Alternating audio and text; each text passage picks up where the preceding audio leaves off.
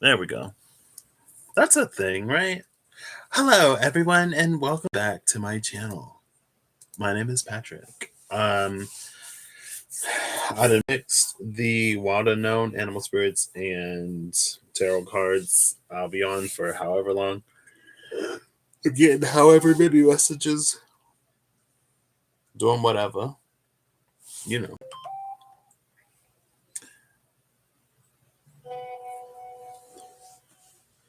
One second.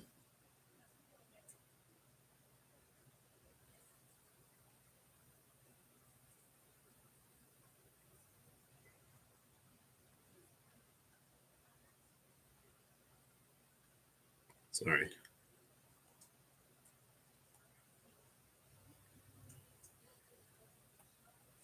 All right. So let's see. I have this split in two right now. And I guess I'll take it that way. The camel and the three of swords at the bottom of the decks.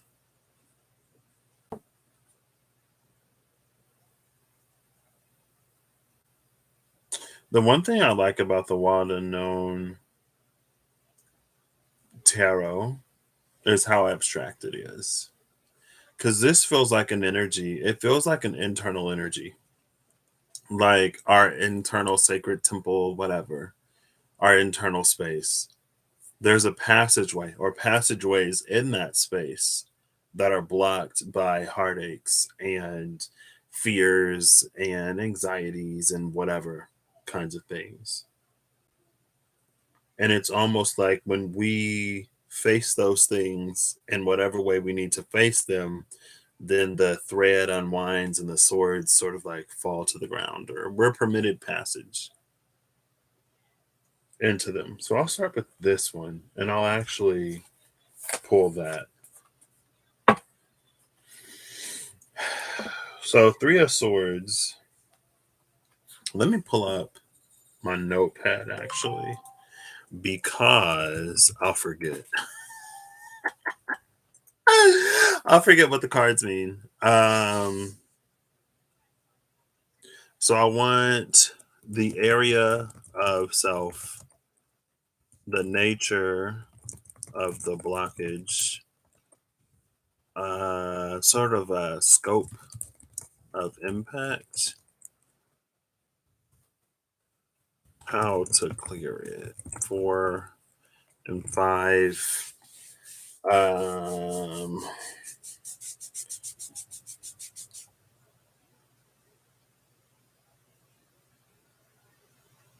I want to know it's like take or leave. Like, do we take these three swords into our arsenal, or do we just leave them? Ouch. Okay, elbow. Oh wait. Oh,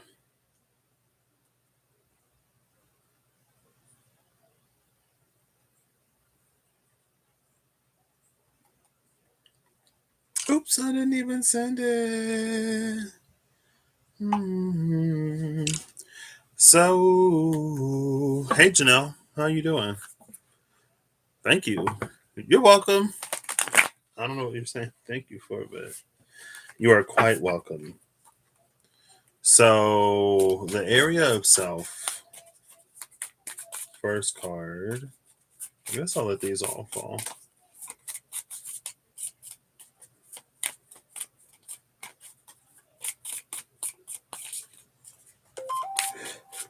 Excuse me.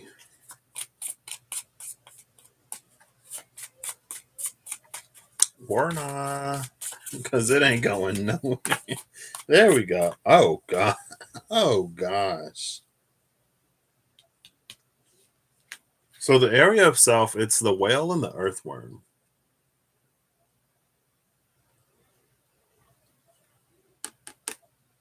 I remember recently. Oh, oh, that's sweet. No problem. Oh wow. You are welcome. As well as the world. You are all welcome.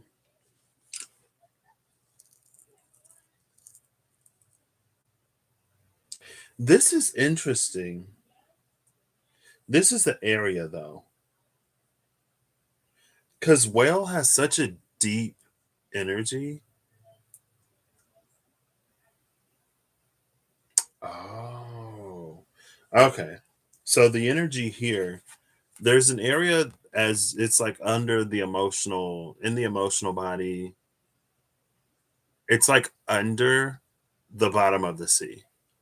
It's like the whale has to go all the way down to the bottom, and then the earthworm digs under like the bottom of the ocean or sea or whatever, the body of water.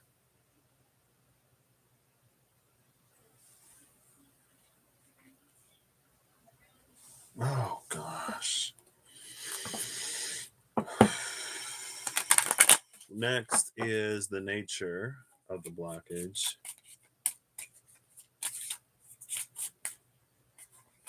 Let's see. Oof. The nature of the blockage is that panther.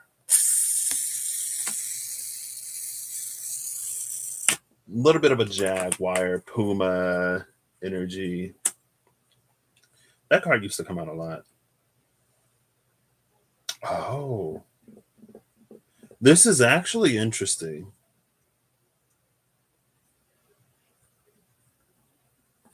It feels like a little bit of it is a shadow energy, but it almost feels like there's a strength that we possess that is activated that we tap into. It's a ferocity that we tap into, like it's triggered whenever we're angry or upset. And it feels like there's some kind of power that's held there. But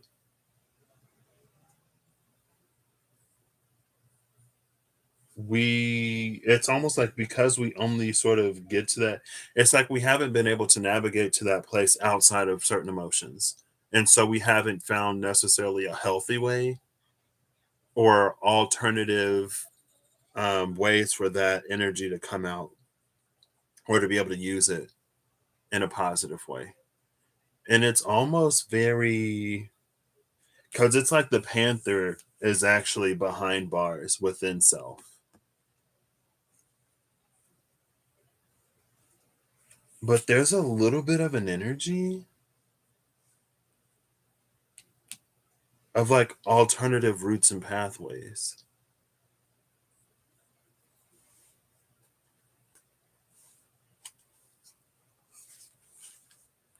We'll see. I guess I should timestamp this, right?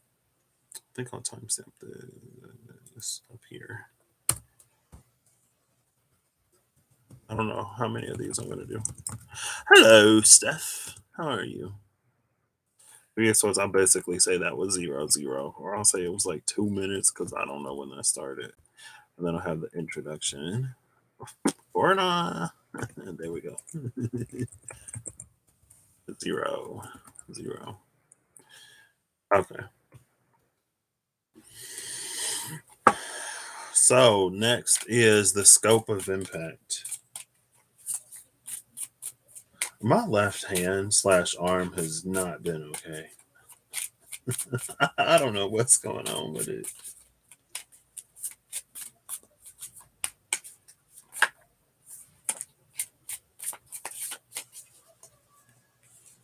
The chariot and the sea serpent. The chariot and the sea serpent for the scope of impact.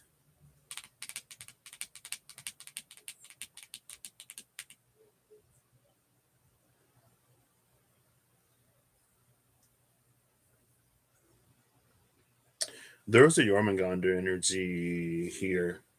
It's Ouroboros. Hola. How are you, Steph?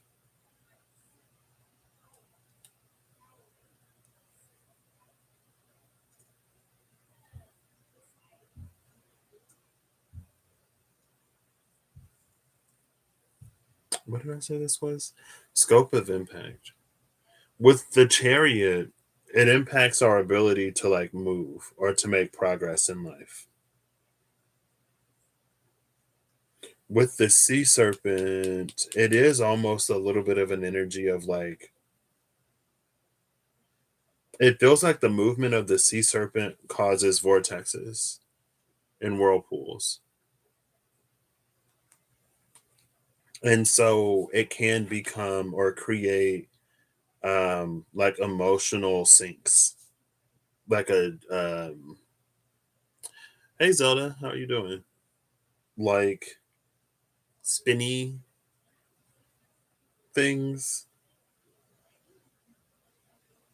And it feels like it creates almost a sort of bottleneck to progression or to movement.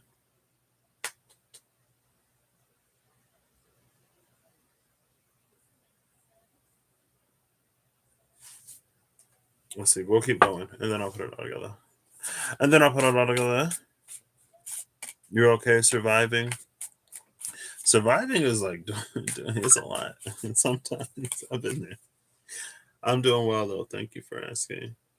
All these notifications. I need to stop. I need to be more focused. I need to be more present.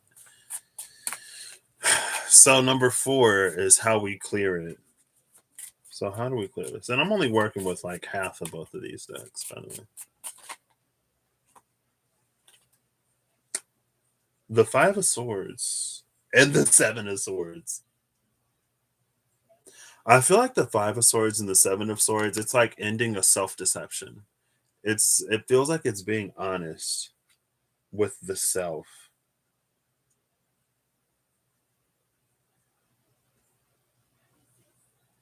But it feels like it's interesting though, because it feels like in us being honest with ourselves, we actually get to see where we've been deceived. It's not necessarily deceptive, but it's like when we're honest with ourselves, we can see where we're being deceived by other people or where there are certain thoughts or ideas that have been like supplanted in our brains. I feel like that came out kind of weird. But it's like we realize like what it is that we actually think and believe and what it is that like we've been conditioned or trained or societally or whatever, right? It's easier to separate our thoughts and beliefs from beliefs and thoughts that we pick up when we're honest with ourselves. And it feels like there is a little bit of an energy. It's almost like where life has conditioned us through many experiences to view ourselves in a certain way or to think about certain aspects of ourselves in a certain way. And it's because it's almost like it's gotten us to scrutinize and beat up those parts of ourselves rather than like other people doing it. And then it can sort of be a little bit like self-defeatisty in a way. It's almost like when someone like makes fun of themselves before somebody else can do it in order to like try to diffuse the situation or something. It's a little bit like that. And so that's why it carries this panther energy. It carries the energy of a strength that isn't able to be used because of how we view it or because the situations and circumstances where it like bubbles up to the surface. So how to clear it is to be honest with the self. And in being honest with the self, we get to see those parts that aren't truly of self. And then ooh, the elk. Are we taking the swords or leaving the swords? This is interesting. With the Sun of Pentacles at the bottom of the deck,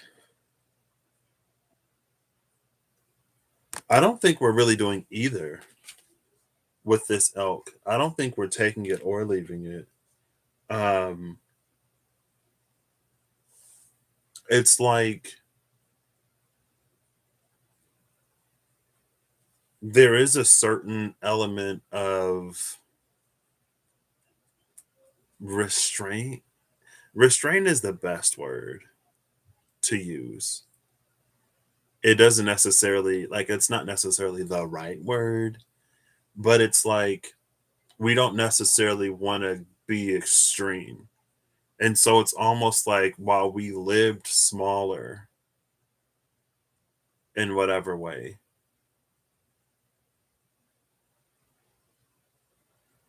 it taught us a certain modesty.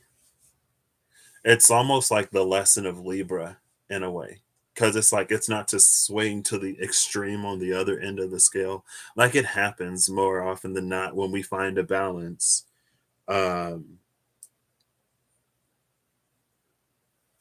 but I feel like there's a moderation. There's the word. There's a moderation that we take with us from being in the space of not having it. But there's also like a refusal to continue to carry that view of self. And it's almost like the zebra and the hyena from earlier. It's like the hyena transitioning a little bit more into zebra energy.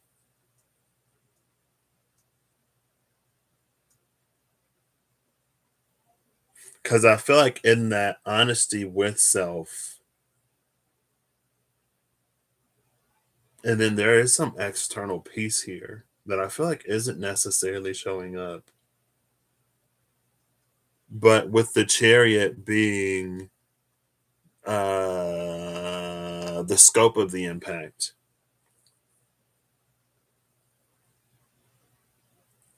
there is a lot of with the sea serpent and the chariot again with that emotional sync. There is a lot of like there's this like a line of thought that can cause very like self-defeated, self-sabotagey um actions, behaviors, thoughts. And after it's resolved, it gives us the ability to go beyond that.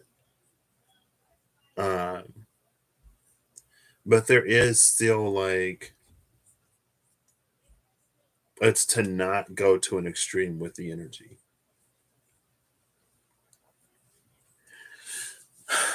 Do I have? Oh, you're fine, Steph. Have a good night.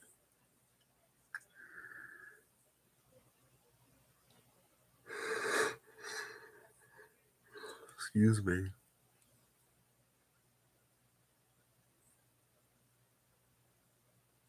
Emerald Isle. Ooh.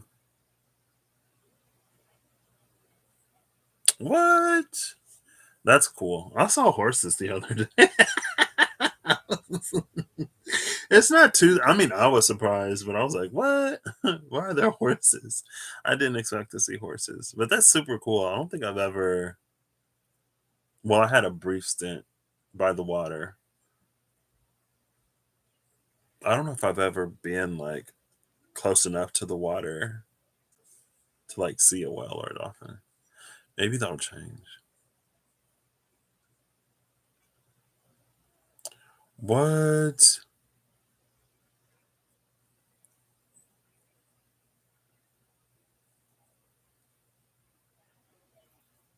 Well, I hope things improve for you so that you're not experiencing that anymore.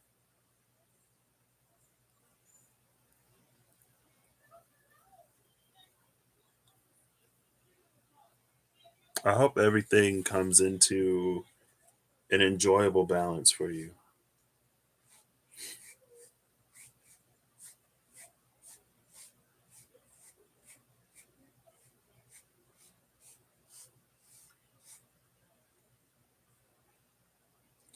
I think also with the earthworm and the whale,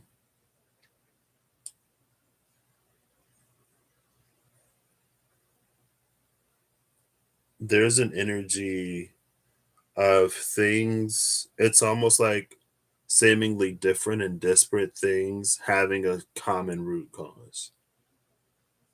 So there might be like several blockages that we experience in life with this Three of Swords energy. There may be several things that are blocked off by the same or a similar like root cause. And it is red. Red is the root chakra energy, right? It's something that lies at the foundation.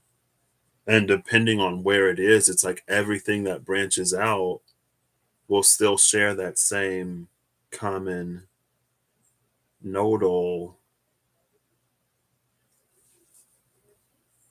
blockage. Like I've already said that word.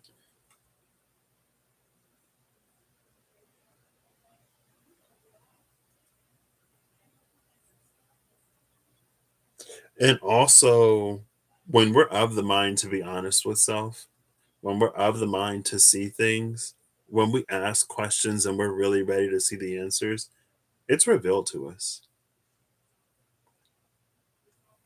So, like, if I guess if you're ready to be about that work, and you're like, why am I like this? Or why do I always experience this? Like, spirit, like, help me out. And it'll be like, and the spirit will just let you know. It'll just come to you. And you're like, oh, what, really? I didn't think one thing necessarily affected the other. And it's like, yeah, it does.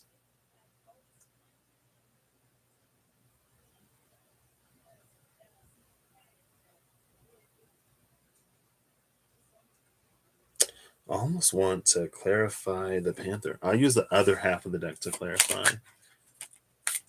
It's the otter with the black egg at the bottom of the deck.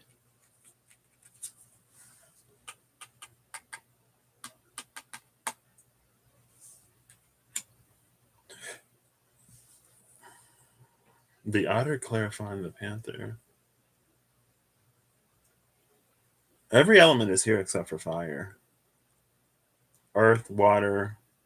Oh, wait, fire is here. Fire is here in the panther. Every element is here.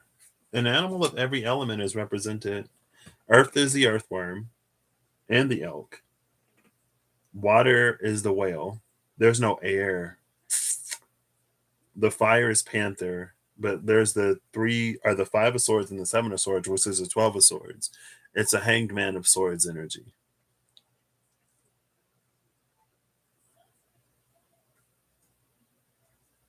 And then the sea serpent. I wish I had the book out so I could see which chakra that relates to. I think it might be the second, but I'm not sure.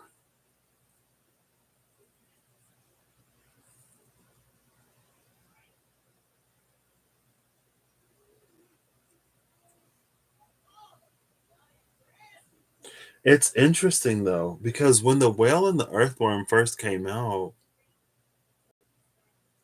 it feels like the whale is so much deeper than the earthworm. And by that, it's almost like because it felt like it was this energy where it's like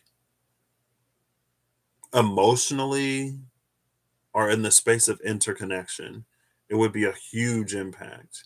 But when it comes to like day to day life, it isn't.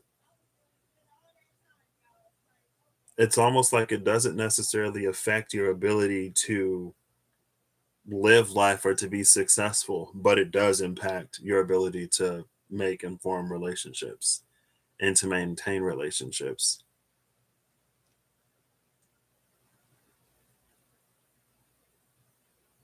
And so I guess that's a little bit, it can read Queen of Swordsy or pre Queen of Swordsy, but I don't know if it's necessarily a hurt or a pain as much as it is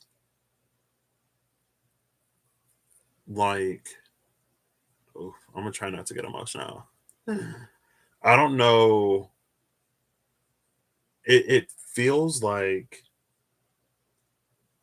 an inability to connect to people for some reason.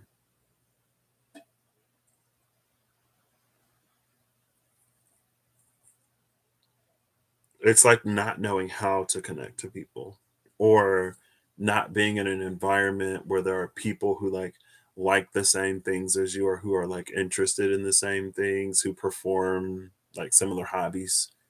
So there isn't much commonality to build off of maybe or not feeling like there's a lot of commonality, so it's almost like, well, where do you start? What do you talk about? And I mean, if you put anybody in a situation like that long enough, they're going to feel alien. And then they're going to carry this huge burden of being an outsider, being a reject, like pariah type energy. And then they start to see themselves as like one thing in the world as something else. Or it becomes one of those like, well, something's wrong with me types of things.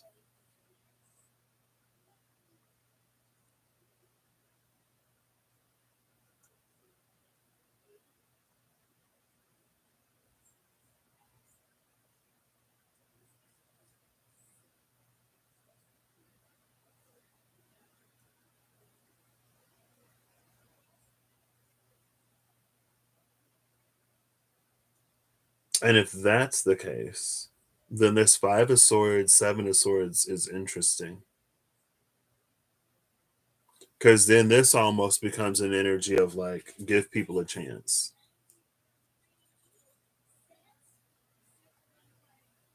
It becomes like very self-defeatist. It's very like I'm not like if like there's somebody that you think is cool, if this resonates, and there's somebody that you think is cool, and it's like, well, we're not gonna get along because blah blah blah blah blah. They're not gonna like me because of blah blah blah blah blah. So we end it prematurely before it even begins. But it's almost like if you can learn to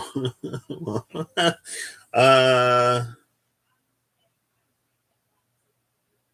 I don't know if it's like an all at once type of thing, but it's like relationships, friendships are things that are built. So you don't necessarily have to, it doesn't necessarily have to be immediate, right? You don't have to go from complete strangers to the best of friends in like a day or 2 days or 3 days. So it is a slowly opening up energy with the Seven of Swords. I think it is also, from my personal perspective, it is an energy of like knowing what you can share with who, and not everyone that is in your life or not everyone that you come in contact with necessarily has to know every single thing about you, right? Let's say that you're into race cars and cheese because I can't think of anything, right? So not everybody that you meet like is gonna have to like race cars and cheese. Like you'll meet some people who like race cars, you'll meet some people who like cheese, you'll meet some people who enjoy both, you'll meet some people who don't like either. Not everyone has to check every single box. And it's, like there are it's almost very Aquarian or 11th house in that way. It's like there'll be like you go have a race car group. You join a race car group on Facebook, and then you join a cheese group on Reddit, and then on your other platforms, it's like that, but it can also be in real life. Right? There are people of this common interest that you talk to about that.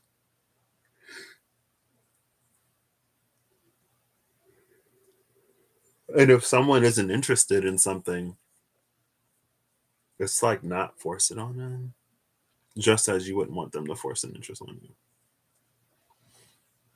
But also, it would be really cool if people were at least like open. You know what I mean? But I feel like more or less, again, with the elk energy, it's something that you grow into. You grow the antlers, you shed the antlers. There is an energy also in here, again, with the not taking or leaving the swords. It's like not taking it personally, but learning from it.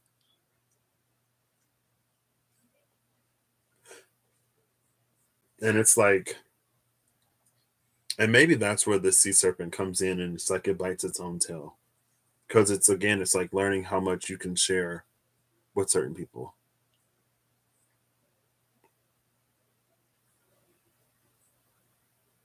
And different types of relationships should have different levels of intimacy and sharing and stuff like that.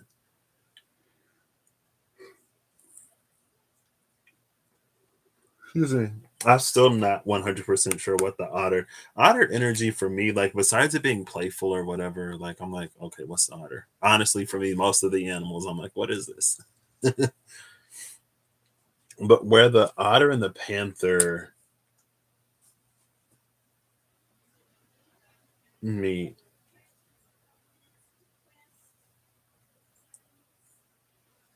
I think the otter just carries with it a sort of like innocence. or it's like not understanding some societal conventions or whatever, or it's like not knowing why something wasn't well received or whatever. But it feels like it's like if you're open to it, if you want it, I'm sure you'll find your people.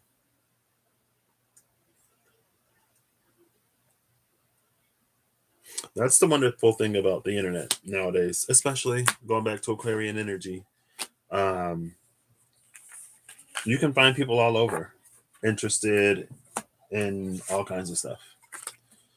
We've been living in that Aquarian world for a hot minute. Forums have been around for a hot minute. Spiritual communities on YouTube and other websites for a hot minute, for a hot decade, a decade of decades.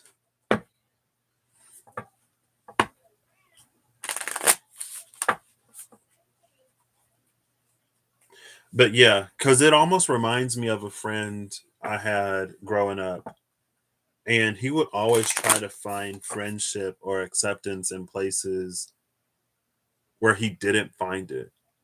And instead of him going to other places or spending time with the people who were already his friends, he like kept trying to push it. And it never opened up to him in a way. And it's like it isn't necessarily anything wrong with you. It's just like those people don't vibe with you. And they don't have to. That's okay. Find your people. Go where you feel welcome. Don't keep making yourself feel outside or other because you're continuously trying in certain spaces. I don't know. I feel like that almost requires a level of delicacy that I hope I was able to meet.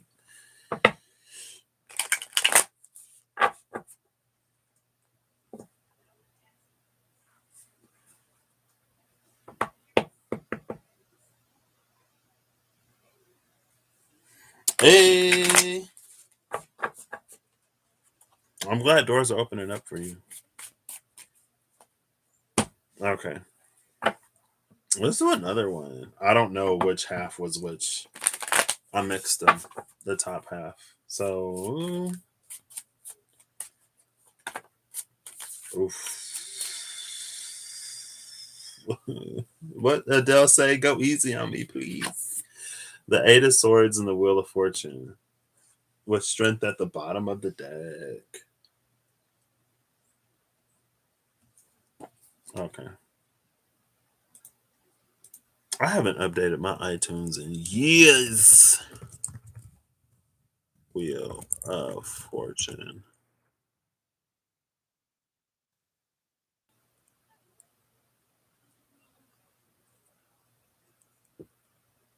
Hmm? I think I might. I saw Eve use the minis. Excuse me. I was like, I think I might get a little deck. The Eight of Swords and the Wheel of Fortune. This feels like the High Priestess.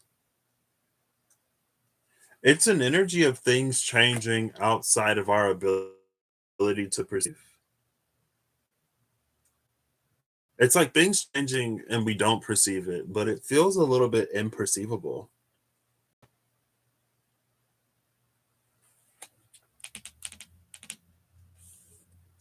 So I'm gonna look before and after the High Priestess and before and after the Tiger, because the Tiger is a white tiger. Hopefully they're in different decks. I don't know where where either one of them is.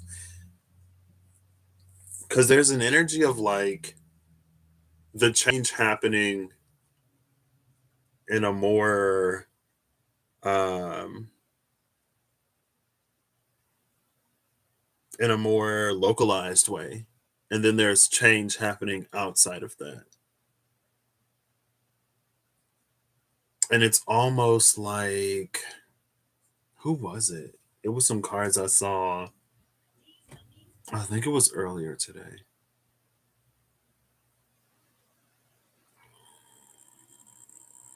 The owl and the card before the owl with the spider after it. Those first three cards.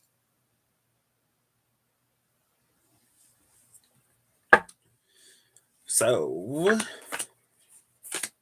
I could have went looking for the Hierophant. The Hierophant versus the High Priestess. Let's see. Ooh, the golden egg and the black egg were together. That's interesting.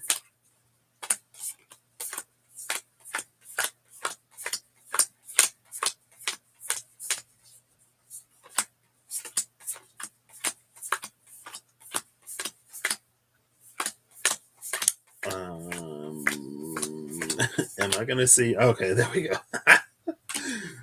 But I gotta keep looking because the white tiger might be in here. It is. So both of them were in the same deck. So I'll just use the other one to clarify. So the high priestess is gonna be the internal world, I guess, and then the tiger is going to be the external. So like there's the internal wheel and the external wheel on some kind of wheel calendar. Wheel shield, Aigashomer. The bottom of the deck, interestingly enough, we return to the camel. But the camel brings an energy to this that it's almost a balance energy. It's like there's the internal process that like the camel goes through as it stores water. There's the external conditions of the rising and the falling of the sun in the desert. And it's like there's something that there are things that the camel does biologically internally to keep it comfortable in the changing external environment. And there's almost this energy of like not knowing whether or not you're going to need it. I mean, it's the desert, so probably. You know what I mean?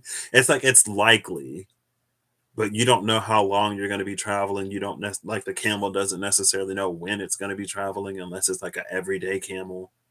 Then it can probably, expect that it's going to be like every day. If it's a like whenever I need a camel, then it's like, even if they're like, all right, camel, we're going to be going out, next Tuesday. Does that mean anything to the camel? Maybe. The energies that came out around, I didn't even timestamp it.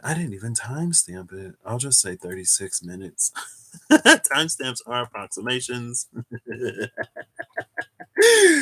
I typed it. I just forgot to put the timestamp. So around the high priestess, it's the stingray in the world, which is huge. Because the stingray is an energy of alignment, and you can see like the two snakes in there. I don't know if you can see it. I just noticed that like a minute ago. Will it focus? Kind of, sort of, not really. Yeah, a little bit. You can see that coil up from the root. What is interesting though is they face in opposite directions. It looks like they're not facing each other. The heads on the two little purple heads. There you go. There you go.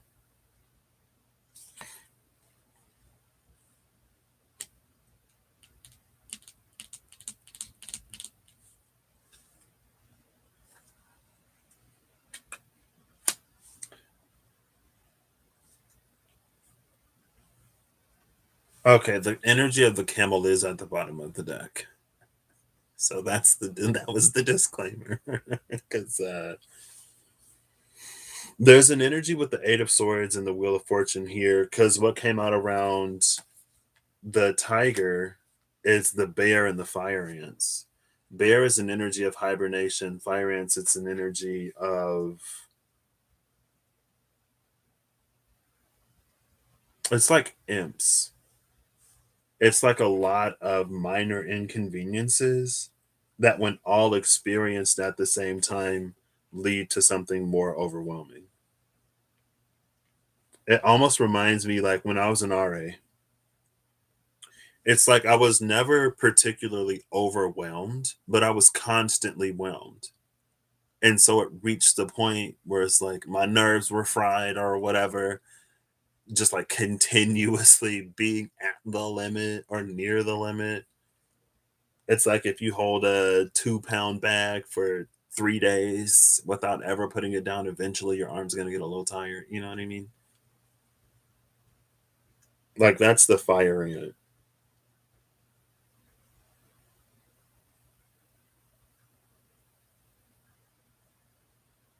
I think this could also be though, because bear hibernation implies winter. And if that is a wintry, icy energy, then the fire ant, it feels like something that thaws it.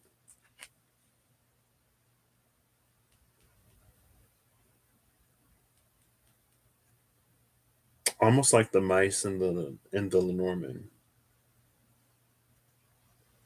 I think this is an either or. And it depends on the stingray Socratic alignment with the world card.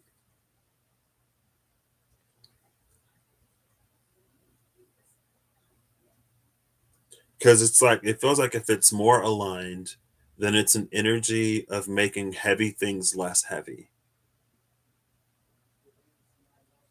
Like many hands make light work.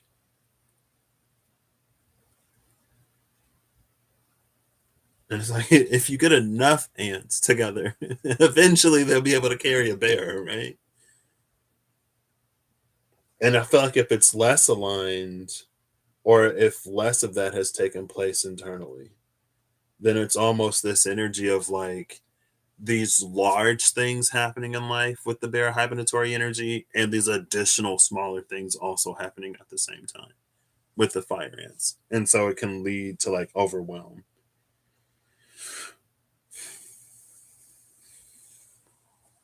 And that's the camel here. It's like if the camel doesn't prepare for the journey, then it's going to be just as miserable as everything and everybody else. It's only if the camel does what it needs to do beforehand to give its body what it needs to sustain itself during the trip that gives it that comfort. I mean, but with the stingray in the world, like the energy around the high priestess is that it's all been done. Like whatever is needed to have been done has been done. And so it's almost like maybe I don't know why Bear is feeling like such challenging energy today. Um, but Fire Ant is the ability to pull on strength from oneself or resourcefulness from oneself or to pull on healing to get like us through the winter. Where it's like even if you couldn't have prepared for it, you're able to do like little things every day to make sure you are okay, like you're stabilized. And then when the spring comes, that's when things will really blossom. And it's interesting in that way because then that would be a caterpillar that's already a butterfly inside of the cocoon, but for some reason, it almost falls to timing. And it's the wheel of fortune. So it's almost like it's not time to hatch yet. But just because it isn't time to hatch doesn't mean you can't fly, oddly enough. But it's like it'll be fire ant energy. So it's not necessarily going to be all that it's going to be after the winter. Like it's going to be even more later. Um, I guess I'll just take general clarifiers. Ooh, okay. I see the Ten of Pentacles.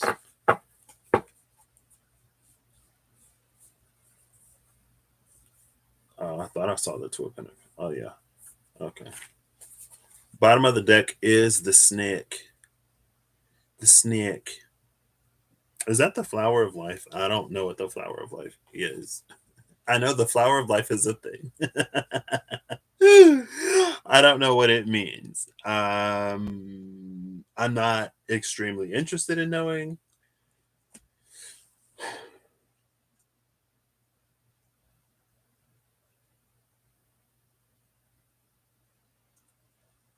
So the Two of Pentacles, the Daughter of Cups, and the Ten of Pentacles.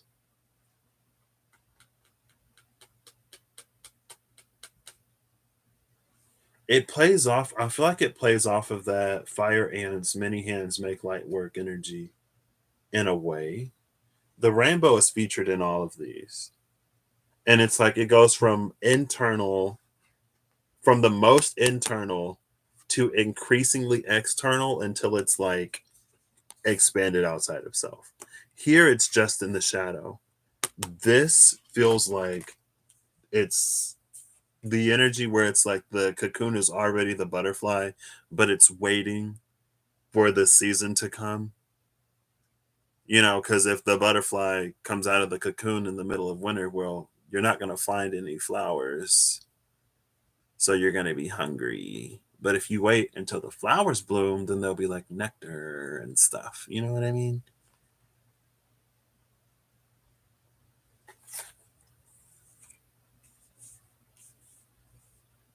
And it's not to like play it small. It feels like it's just an understanding of timing and like personal cycles and greater cycles. Personal cycles, interpersonal cycles, communal cycles, national cycles, continental cycles, hemispheric cycles, global cycles, solar systemic cycles, universal cycles, multi universal cycles, and so on and so forth. And then again, it's like the Ten of Pentacles is where it radiates outward.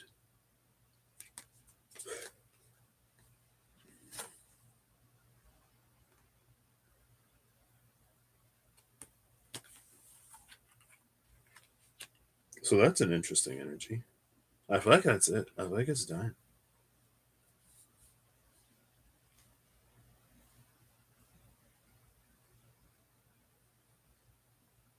I wish I could be like, well, what did we do in the meantime? Live life. I don't know.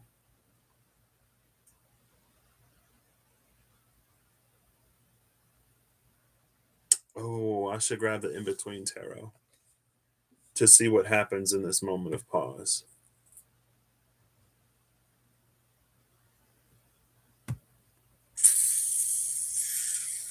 I think it's accessible.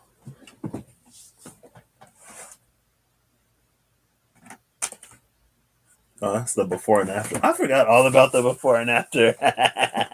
I do have those.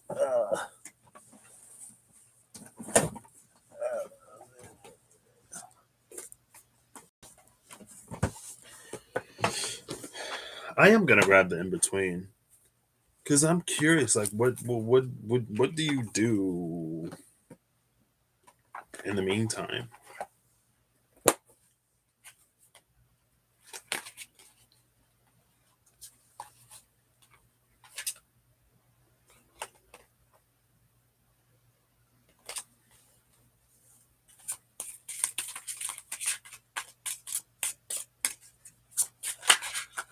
Okay.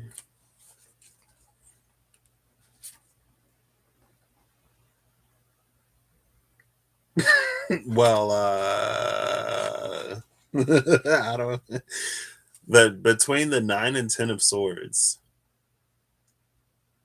is what came out. So, ring, ring, ring, ring, ring.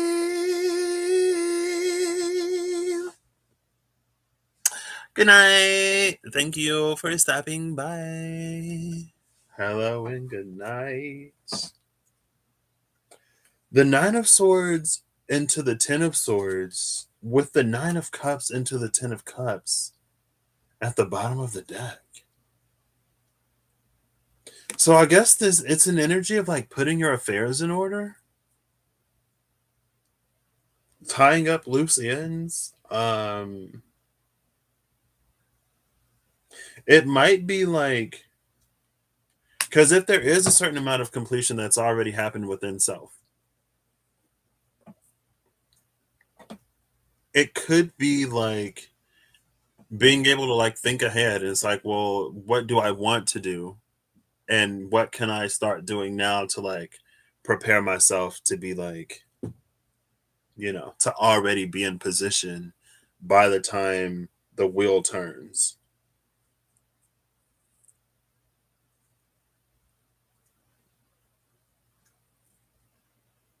Because between the Nine of Swords and the Ten of Swords, it can be like that.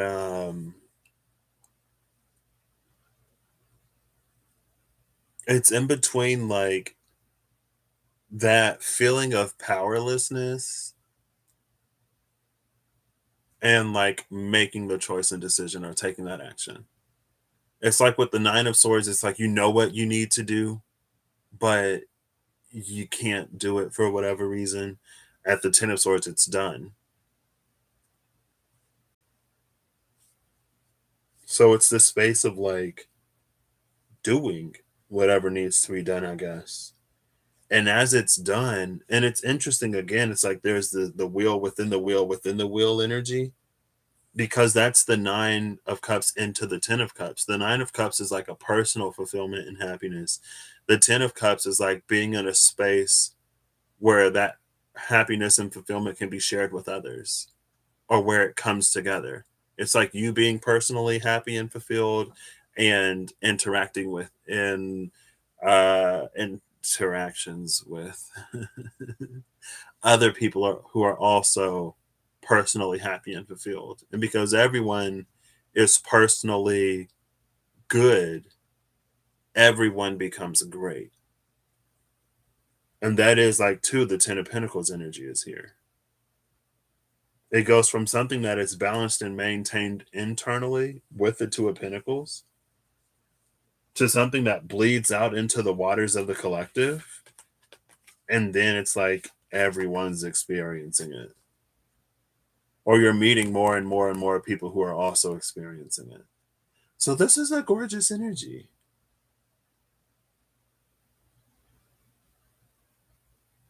But it feels like with the stingray in the world card, it's not surprising. Um,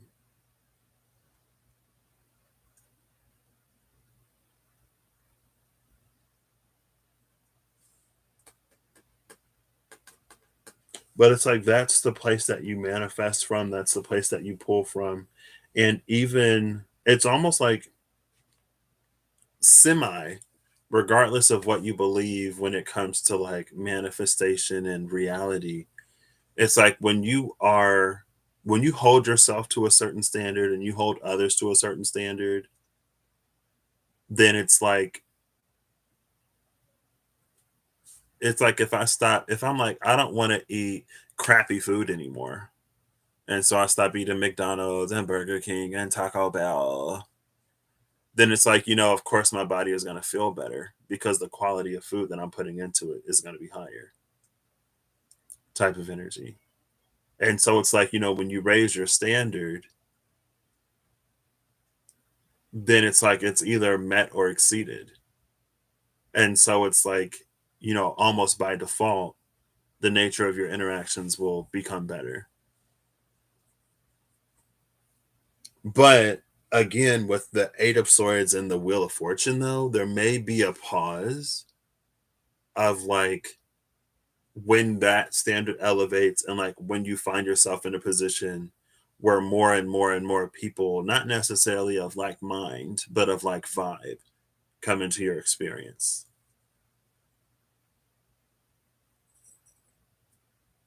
It is between like the 9 and the 10. So, okay. All right. I'm satisfied with that. And with the Wheel of Fortune upright, it is moon side up. So the sun will come eventually. And you'll be able to see more externally, or it'll be matched more, especially that which you've put into yourself, or lack thereof. Because again, that's this energy. But, with the Stingray and the World card, I would err on the side of completion. So good for you. All the best while you patiently await. patiently wait for the world to catch up. I don't know. Question mark. Well, I think these came from here. Enter at your own peril, past the bolted door, wherein lies the world's greatest inventions that the world's never seen before. It's Dexter's laboratory. Sometimes old things pop into my head. I just can't get you out of my head. Okay. So I'll put these two halves together.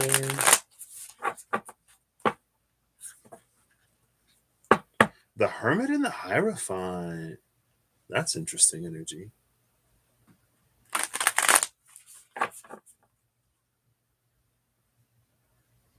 That's a really interesting energy. The Hermit and the Hierophant, it feels like it feels like it's your typical internal hermit journey, but it's almost like you meet your ancestors or some greater collective energy at a certain point.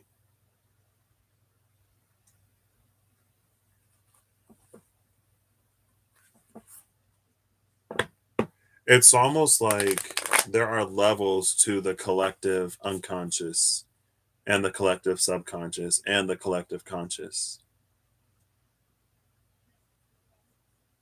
And we're meeting all of those at deeper levels as we explore more, delve more within self. And then that spider web. Okay. Don't ask me. It is almost very like, oh, so you finally. It reminds me of Phanuel, I think. Um, Phanuel, the angel of truth. It's like he waits at the throne. I should read it, but it's put up somewhere. Thank you, Janelle. I'm just a dude pulling cards, but I try to meet myself at some pretty deep levels, I guess, and I try to be honest with myself, and I try to be open to a lot of different experiences and expressions. Emphasis on the word try. And I try, again, emphasis on the word try, to meet them all with compassion and understanding, and even the understanding that I don't understand. Like, if something isn't my experience, if it's not my life, can I make like inferences? Can I stretch my little empathic feelers out? Yeah, but I still don't like hold a true understanding of that experience. There are so many experiences and walks of life that I can't speak to at all.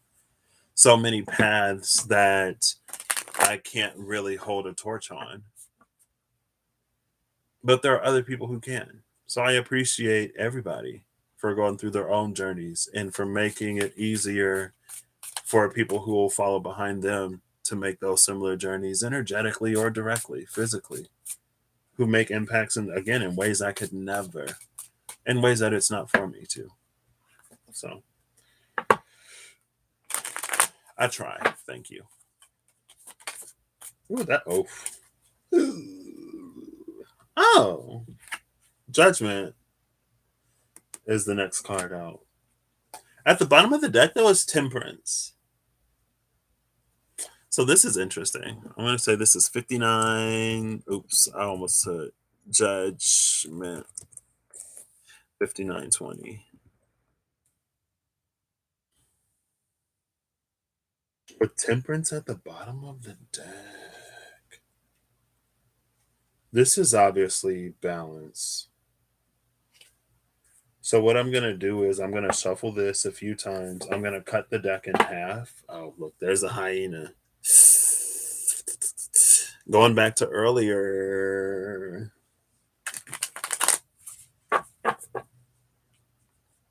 I'm going to split the deck.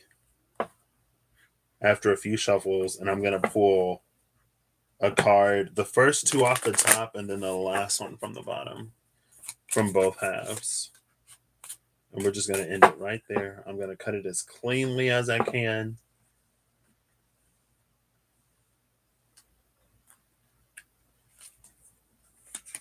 Oof.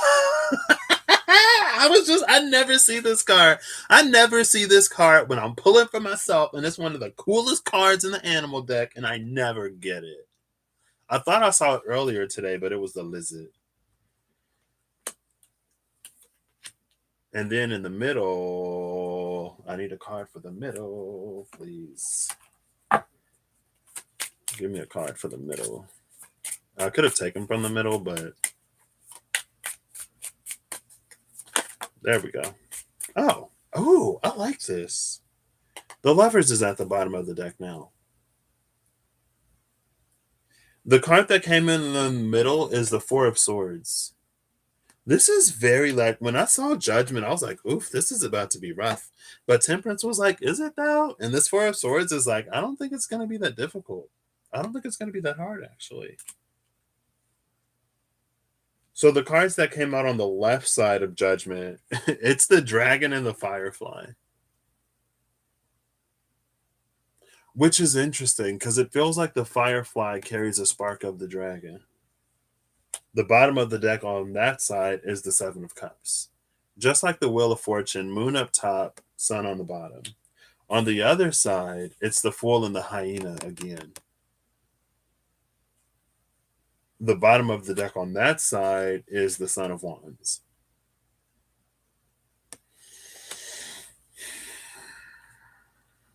I am going to use the other half of the deck to clarify Judgment. But with the Lovers and the Four of Swords, again, it feels like it's a very harmonious like meeting, which is gorgeous. There we go. Thank you.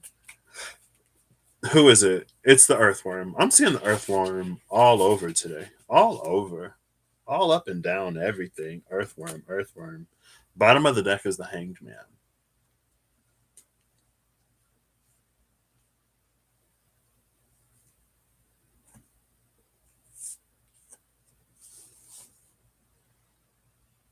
I feel like there's an energy here. There's some kind of clearing that's been happening and taking place.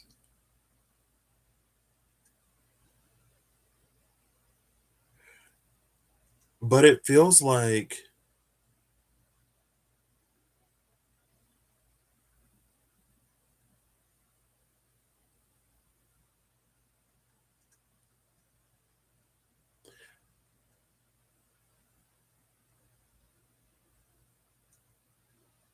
it almost low key honestly feels like that subterranean energy that came through earlier. And I'm like, what's that?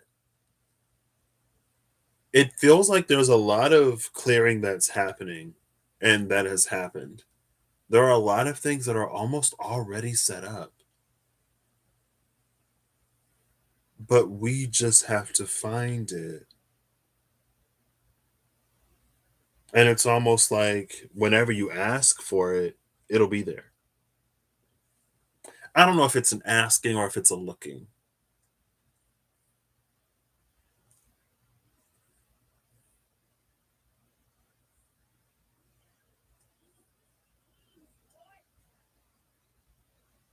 What's interesting though is on the right side, everything is facing and looking off to the right side. I mean, the hyena is kind of sort of facing the camera, but it's all facing in the same direction. On the other side, and it's the same side that Temperance is looking at too. But the dragon and the, I guess in Judgment itself too, I guess. Earthworm ain't got no eyes, so like all of these cards are looking forward.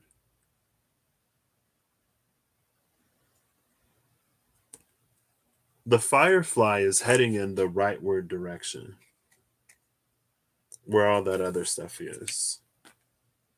The Fool, the Hyena, and the Son of Wands.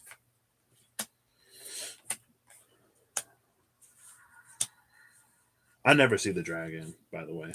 That's the card I was talking about. I'm like, oh my gosh, the dragon card is so cool. Never see it ever. And if I do see it, it's not for Patrick. It's not anything that really resonates for Patrick. Not that it doesn't resonate for me, but you know what I mean? When I'm like, let me get an animal, it's like the moth. Every animal is special in their own way. But the dragon is cool. Um,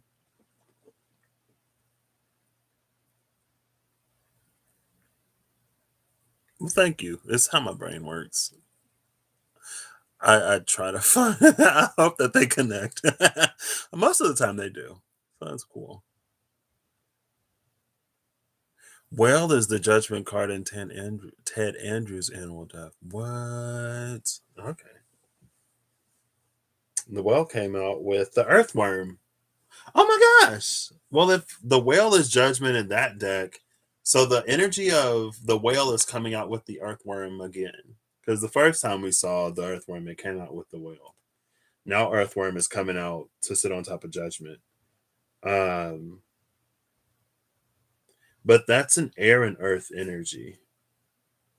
It's air. Judgment is fire, but it's air because of the birds and the bats.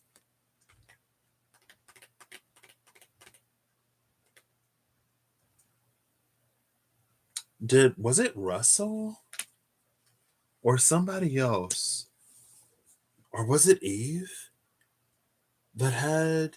It was something between, or was it Remy? Had something between heaven and earth. I don't remember what it was or who it was, but I feel like heaven and earth came out. It was Eve. In her last cycle of readings, I believe. It was Eve. It was the earth spirits, the angels, the higher self question mark. It was Eve. It could have also been somebody else as well.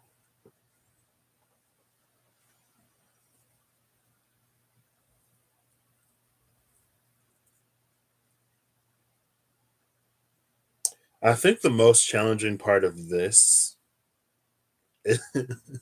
is going to be reading them on the same page and not like this versus that. Because if this was this versus that, like the Fool and the Hyena with the Son of Wands, it's an energy that is so self centered and self motivated that it easily falls into ego and it doesn't necessarily progress because of the things that it doesn't face. Hyena is an energy of like bypassing certain emotions with humor and making things lighter because it can't handle depth. Now,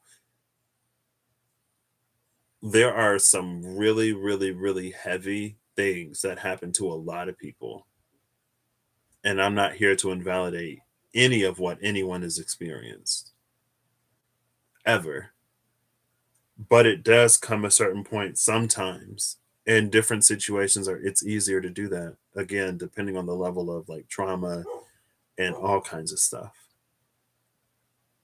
But it's like if we want to be free of those things, more often than not, that's something that we have to do to free ourselves and to live a life that is more distanced from whatever has happened or transpired.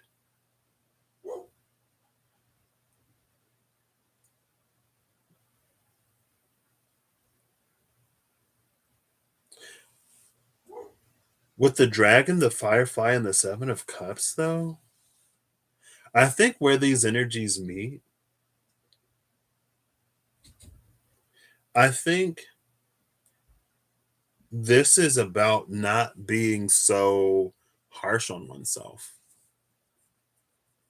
I'm about to I'm about to delve deep into hypocrisy. Well, it's not hypocrisy if this ain't for me.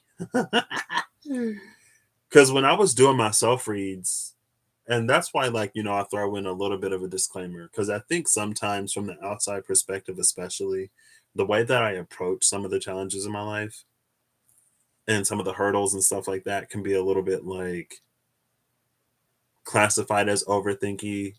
And I don't know if it necessarily, I don't think it would appear bypassy, but it's like a lot. It's a lot. I still allow myself to feel what I feel, but at the same time, I'm trying to get somewhere. Um, but this is an energy, it's almost like it's about living life. Because even on the side of the dragon, for all that the dragon is, we only sit in the space of the firefly. We only contain the smallest of embers from the breath of the dragon. And even with that, it's like we end up in this Seven of Cups territory. And so there's almost an energy of, like life is meant to be enjoyed with the Son of Wands on the other side. And there are going to be times when we don't necessarily know what we get into with this hyena. There are going to be times where levity and lightness is needed, or where levity and lightness can do more for us than a perpetual sour face. I might let me stop. I know sometimes, I got a little bit of stick. I can be a little rigid sometimes. Um,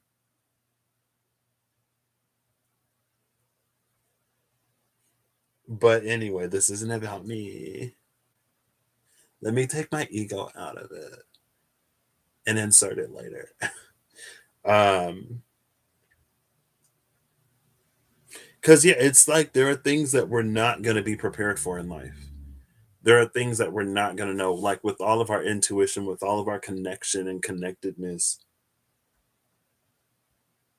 It's just like it's not possible to know every single thing. And from certain perspectives and especially experiences, is it desirable? Sure. But I'm of the mind, like, I don't want to know. Like, let me be surprised.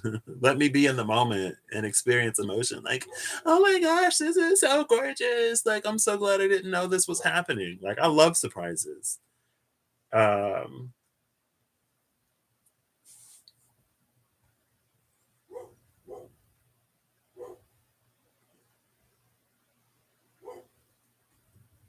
and it's almost like with temperance at the bottom, Rabu. Hey, Rob. For all the Pisces, mutable, watery energy in me, I have just as much Earth. Two dosings of Taurus, two dosings of Capricorn. It's fine. uh, anyway, how you doing, Rod? It's like learning and lessons. It's gonna happen. So we don't have to make life out to be a certain thing.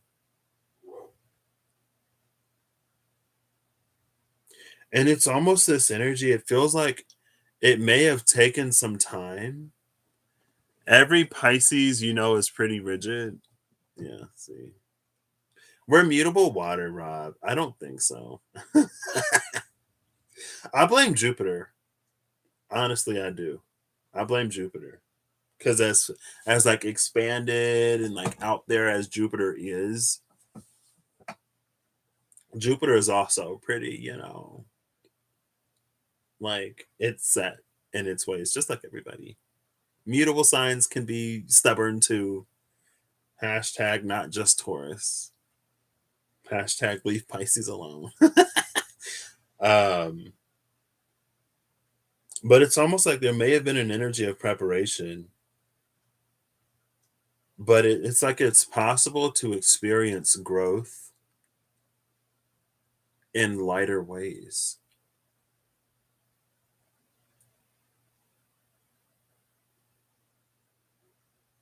I mean, it's partially that. I think it's also partially um it's like a work-life balance. Like you go to work for 8 hours and then you are however long and then you get off of work and you live your life. And it's like, when things come up in life, then of course you handle them, you address them, you face them. But when you handle It's like if you do your work at work, you don't have to take work home. So if you handle the challenges as they come up, if you face the things that you need to face as they arise, then it's like you get to work through it and get back to enjoying life rather than carrying on lessons way past their time. And that might be why the energy is kind of accelerating a little bit, especially as we wrap up more and more and more lessons and growth opportunities and stuff like that more individually. It becomes like an increasing number of the collective, and then we experience like greater shifts. um,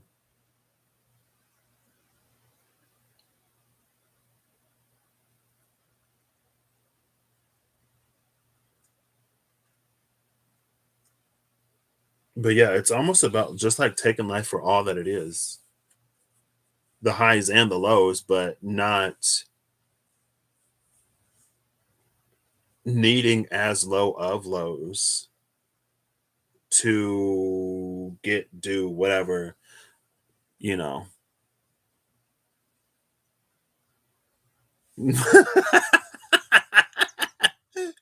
Pisces and Scorp, what? Get to be mean girls together? That's hilarious. I'm not gonna confirm whether or not I agree with that statement, but I feel like Pisces and Scorpio understand each other in a way. So- but yeah, that's what this feels like.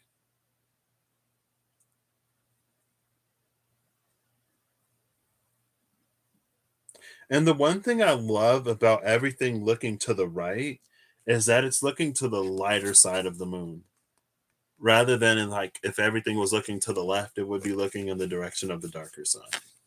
Um, so things are moving forward. And I feel like, especially in this, there is a little bit of oneness, interconnected, because of the light we carry with us, within us, and that we exude and radiate, that we like walk into the fill in the blank lines as we live our day to day lives and we carry that light and we are that light. It's like that's what shifts and changes things in a way.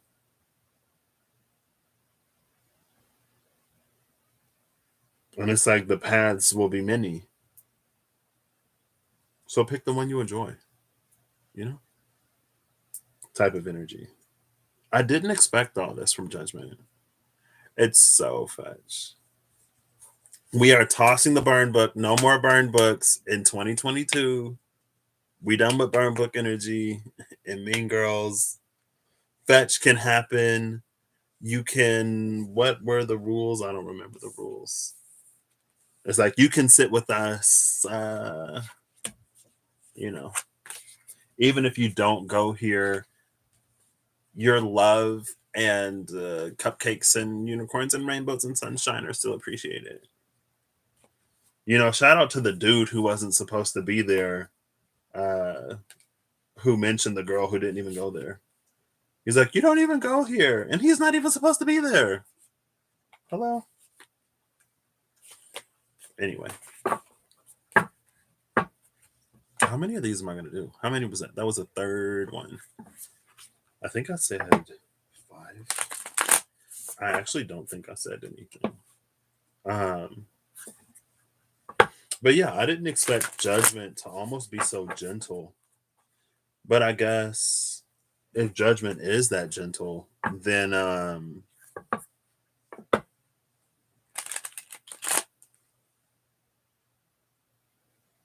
it's almost like there's a certain element of justice to Judgment, where it's like Judgment meets the energy where it is. Well, Judgment bridges almost the energy of where it is and where it's going slash where it needs to be. So the closer it is to where it needs to be and where it's going, the less severe Judgment is. in a way. Because it's like you're already there, you know? It's not like, oh crap, I gotta run 50 miles in 2 seconds. It's like I gotta take 2 steps in like 5 days. So if I want to, go chill for a few days, I can. Ooh, the Two of Cups with the Lion. Okay. Strength has a rose in its mouth, and it's a lion. Strength is gonna be my bootleg Ace of Cups. Oh my gosh, what is this energy? I feel like maybe I should look it up. Earthworm is not the energy that. Well, I guess with Pluto being in Capricorn, I can see Earthworm energy being kind of hot. Venus is conjunct in it right now. America's about to have its Pluto return. Uranus is in Taurus. So there is a certain the North Node is about to move into Taurus. So it's almost like there's a certain mutability that's coming to the element of Earth.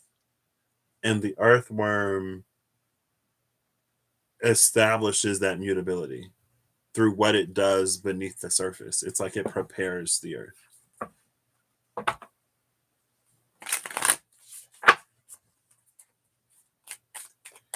That should mean, I don't know. We'll see. I haven't watched Mean Girls in a minute though. I want to rewatch Easy A. I haven't seen Easy A in years. I love Emma Stone. When she was like, he was like, "Are you crying?" He was like, "No, I just have something in my eye, like a twig or a branch or something." She was like, "Yeah, I just have like a twig or a branch in my eye." I was like, "That's hilarious." I love that movie. Okay. The right side of the deck is it's a little light on the cards. Ooh, that Two of Swords. This is my card for December. The Two of Swords in this deck, though, it does carry an eclipse energy for me. It's the space where light and dark meet, but they coexist here, even though it's the Two of Swords. Yes. Ugh, Emma Stone is so awesome. All right. So how do I pick where I start this time? I was gonna do something.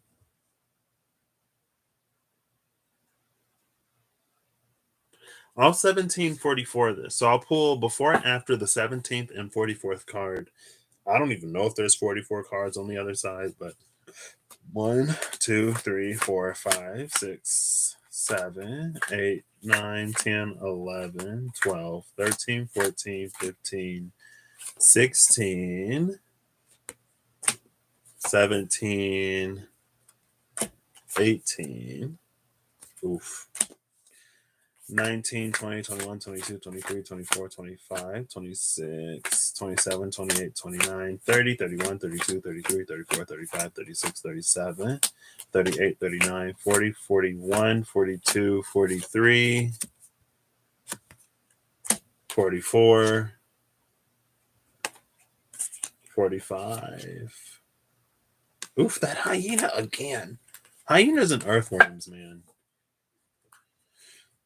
The Frog and the Son of Wands at the cut. 1744 have been like following me. I'll just put these together. Man, this is like, it was good, and then the Five of Cups came out. And then the other one, I was like, oh, like the Ten of Pentacles, and then the Rabbit came out. What the hyena?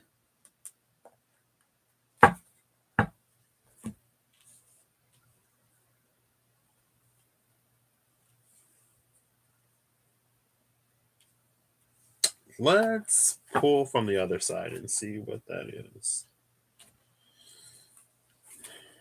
1, 2, 3, 4, 5, 6, 7, 8, 9, 10, 11, 12, 13, 14, 15, 16, 17, 18.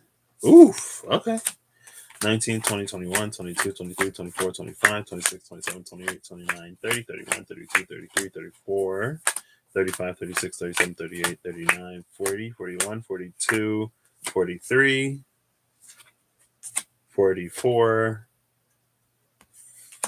45. Oof, wow. Can't all be gorgeous, I guess. Oh, there's the spider and the zebra again. The spider and the zebra. Love that. I didn't even timestamp this. I'll say 124. I don't even know what this is. 1744. I just like roll it back a minute and a half and hope that that's all timestamps are approximations. Is it 1017 or was it? Oh snap.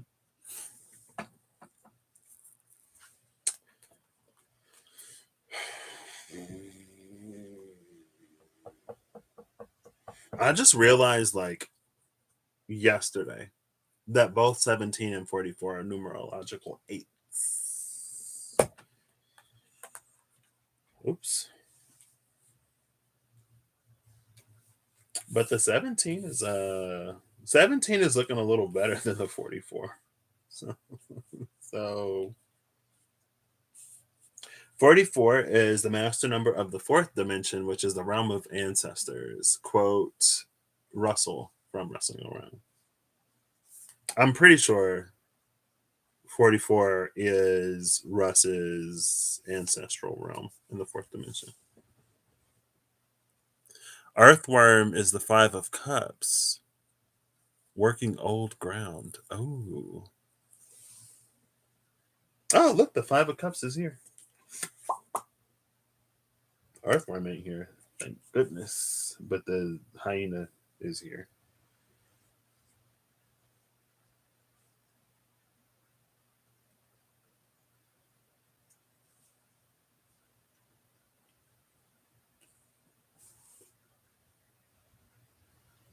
What's the eight?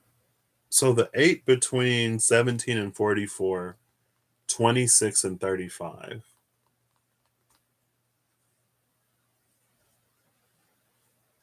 Or I could do 8 and 53. Maybe not. So I'll set these here. The first 17 is the deer, the six of pentacles, and the five of cups.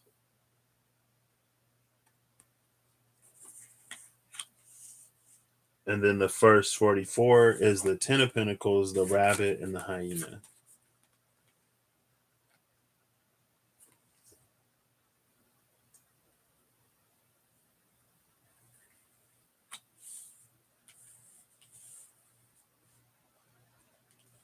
Oof, this is making my head hurt.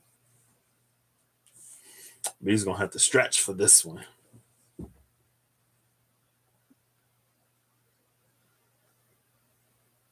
I mean, just in general, it feels like an energy of disappointment.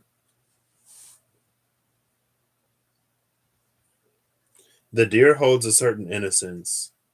The six of pentacles is reciprocity. The five of cups, it can be an energy of,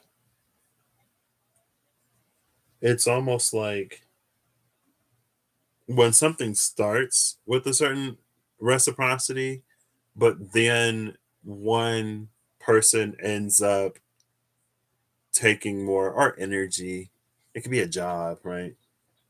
One energy ends up taking more, putting in more than the other. I don't know if that's like oh my gosh, I'm really excited, so I'm going to put everything into this. Or if that's a like, oh, like I'm going to pull out of this. Or if that's a situation, circumstances, tower moment happens, availability is low. Someone is like processing through life, and because they're processing through their own life, their capacity to show up for others diminishes. I'm feeling that last one. So this is an energy like for that one, it feels like not feeling like oneself. Um,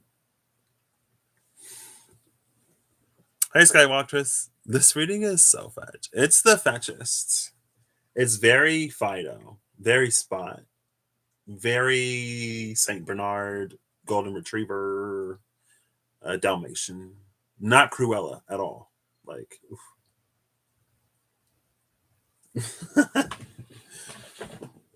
anyway,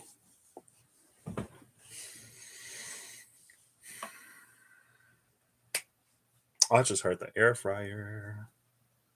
I should have bought some more samosas. They were so good and so flaky. um. Anyway,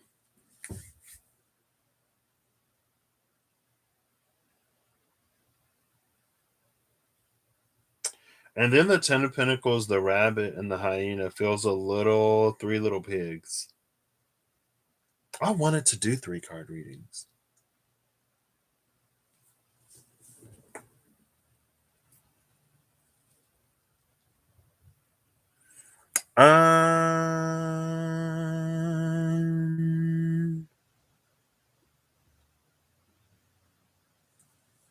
You're asking me what I feel about the 6? That's the 2022. 2 wrongs didn't make a right. Wait, what? What?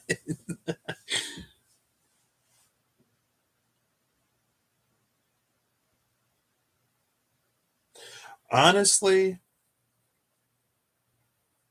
the way I feel about 2022, which isn't surprising, probably, I feel like whatever the 6 harmony or balance that's gonna come in is gonna be predicated by the change that happened in the 5. It feels like we're gonna be met at the 6. Our efforts are gonna be met. So it's like if you put in work, effort, if you moved, then it's gonna be rewarded. If you didn't move, you're probably gonna experience like that. 6 for me kind of it's like a plateau before you hit the 7, and it's like, "Oh my gosh, there's even more than the 6." And so when the nodes go fixed after being mutable, I'm like, "I don't know." Like, collectively, globally, I don't know. I feel like it could be gorgeous, you know?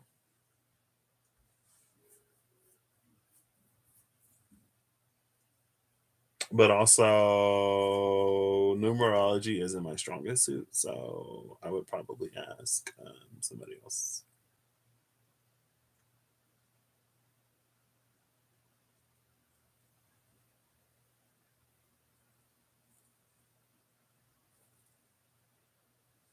Did I say this feels a little Three Little Pigs? The Ten of Pentacles, the Rabbit, and the Hyena.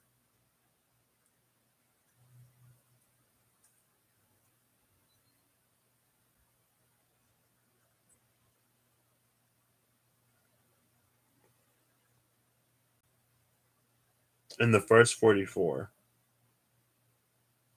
It feels Three Little Pigs because I don't know if these feathers are going to be that great at keeping these 10 pentacles like from blowing away. Because when the wind blows, the feathers are just going to go. You don't even have to huff and puff that hard, and those feathers are going to be gone. And with the rabbit here, rabbits do symbolize like fertility and stuff, but especially in this deck, it's a little bit of like prey. It's like prime prey. The reason why rabbits are fertility is because they're such easy prey animals. Like fertility is their means of survival. Because if they didn't like reproduce the way they do, rabbits would have probably gone extinct a long time ago.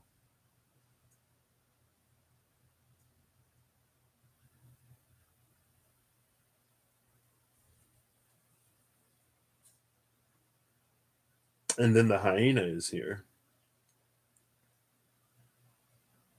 So with the hyena, It does like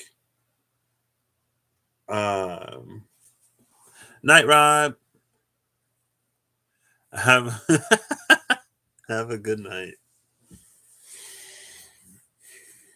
It does feel a little bit like maladaptive behaviors. I'm no psychoanalyst, psychotherapist, psychologist, therapist, counselor, anything. I don't even know if I'm using the right, correct, proper terminology, but it does feel a little bit like maladaptive behaviors. Um, Here.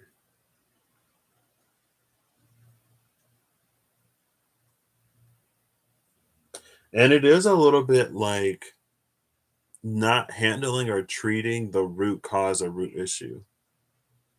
Like it's great to be adaptable and flexible, but at the same time, it's like if something needs to be addressed, then it needs to be addressed. It's like if there's harassment in a certain environment, like going, like laughing it off or not saying anything isn't going to do anything to make the person aware that they're like kind of harassing folks. You know what I mean? And so the environment stays the same. And I guess, the rabbit is here. So it is almost lacking that element of courage that the lion would bring.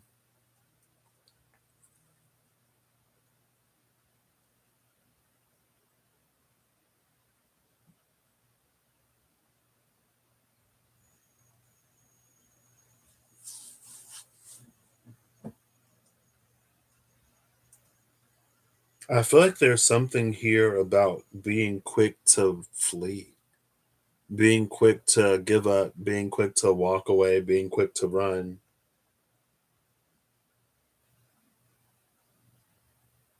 And it's like when the rabbit sees the hyena, it runs away. It's like it abandons the 10 pinnacles.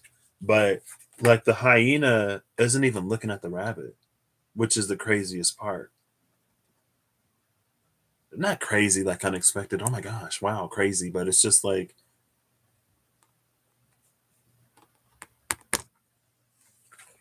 but it feels like conditioning. And that almost feels, it's almost similar to the Three of Swords earlier with the Seven of Swords and the Five of Swords. Going back to whatever, it was in that space, that span of cards.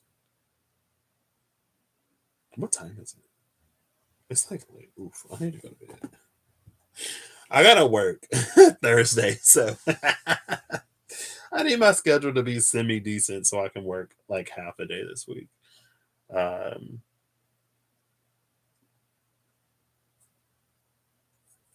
I could just go in tomorrow.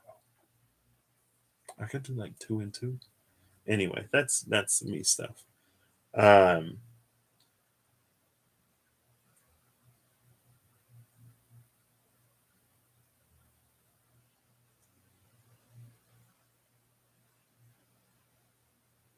Sorry, my brain just went to work. I gotta bring it back. I gotta rope it in.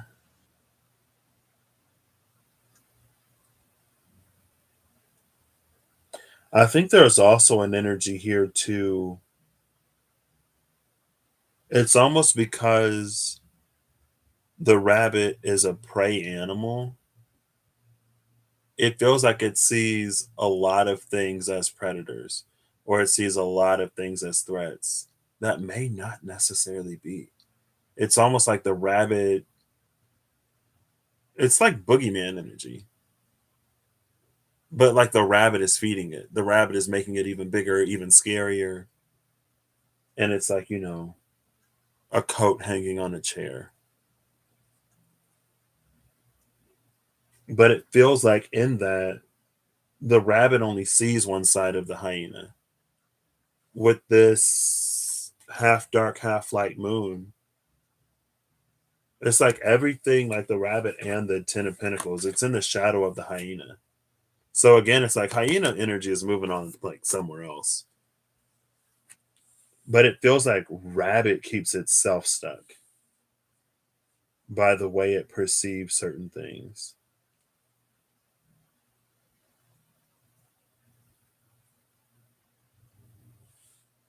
I'm not putting like any clarification on any of these. It's fine. Maybe it's just like if it resonates, something to be aware of. The second 44 is the Ace of Swords, the Two of Pentacles, and the Phoenix, which is gorgeous. What I like about this energy, it's like there's this infinity. uh, There's this infinity, and then there's this infinity. And if you put them together, it's like it extends infinitely in both directions. And that leads to some kind of phoenix energy.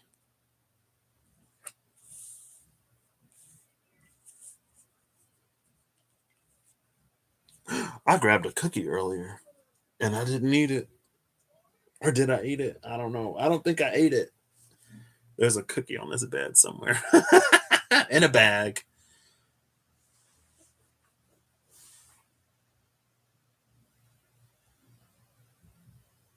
There's something about understanding.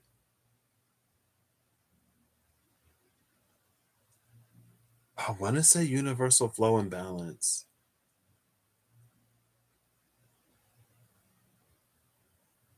And it's like something that's like going upwards because it's like it has that left right momentum and that up down momentum. I guess it can go up and down. I don't know. Is it DNA? Who knows?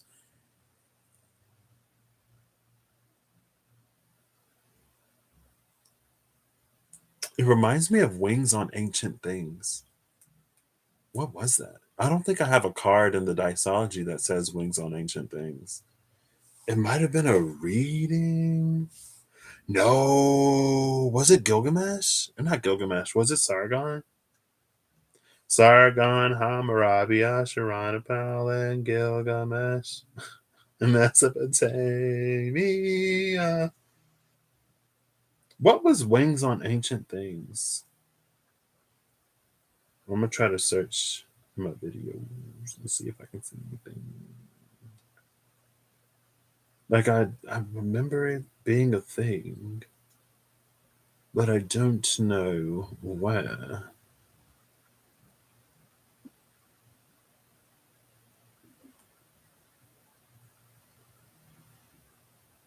No videos found. It's fine. Yeah, I just remembered it. Did I ask you how you're doing, Skywatchers? Did I speak? Hey.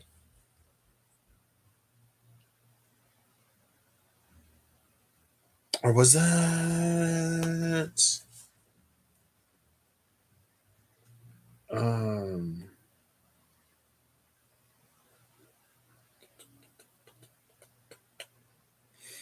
I didn't put it on my OneNote. I should have. Because I'm almost wondering if that was in a spread, but I'm not sure. Oh, why is it yellow? It's still yellow.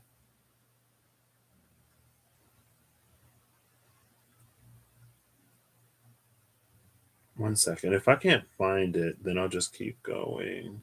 I'm pretty sure I changed this. Oh, wait. No, I didn't change that. And this is still yellow. So that still does not help me.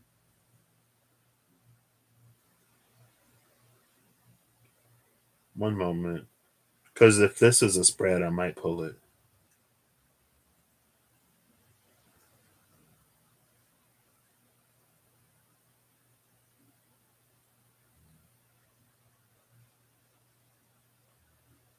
I think it was.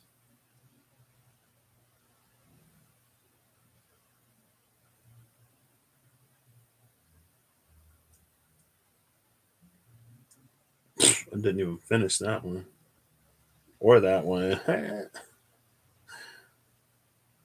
I thought I had.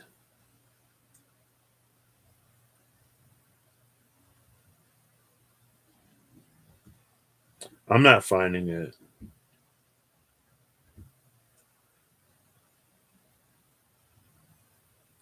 Yep, here it is. The warrior spread. Boom. Oh, okay. It fits the energy of the phoenix. I'm doing well too. I had some good lunch. Like I had lunch earlier today. It was so good. It was a little oily. It was a little much teriyaki, but it was still good. And I didn't spend hours upon hours in the store with my grandma after. So, so I'm glad for that. Not that I don't love spending time with her, but I'm like, I'm walking and you in this little motor cart. Like, we are not having the same experience right now. And I'm starting to become miserable. So, anyway, what do I want to pull it with though? I don't know if I want to use these. I kind of want to use Dreams of Gaia, but it is I'll finish this and then I'll timestamp that one separate. So the last 44, it's the Five of Swords, the Five of Pentacles, and the Devil. We got Five of Cups, Five of Swords, Five of Pentacles. The Five of Wands is the only card. It's the only five not on the table. 15 is three fives. So if we break down the 15, that gives us a 25. If we don't, that's a 15 and a 1, which is a 1, which is a 2 and a 5, which is 25.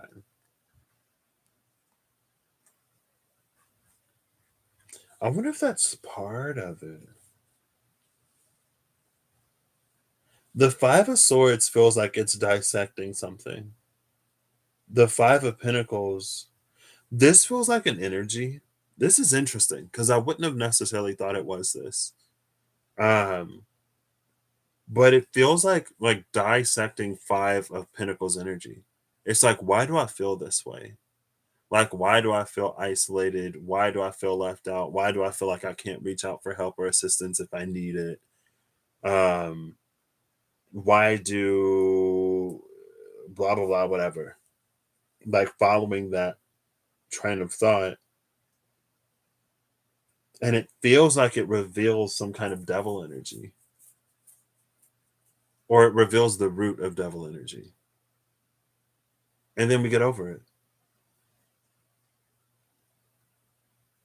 I mean, it may not necessarily be immediate, right? There may be a point in time where we have to work through it, but it's like we overcome the thing that we should, or not should, we overcome the obstacle that is meant to be overcome rather than continuing to be bound by it. So it's another energy that moves forward.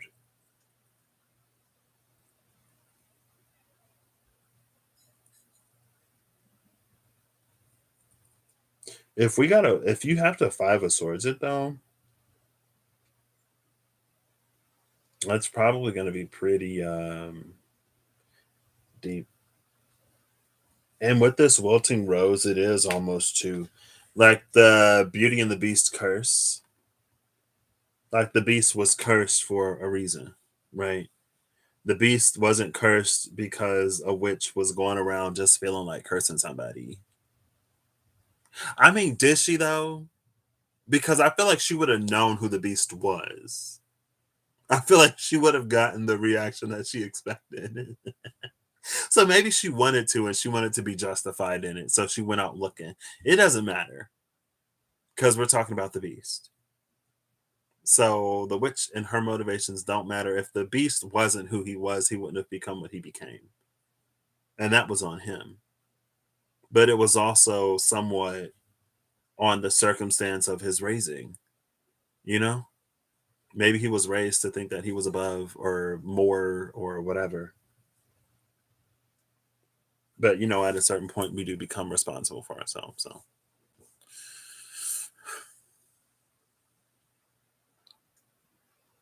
What, they got sidecars?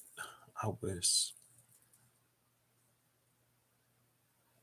Wait, what about the hyena and the rabbit?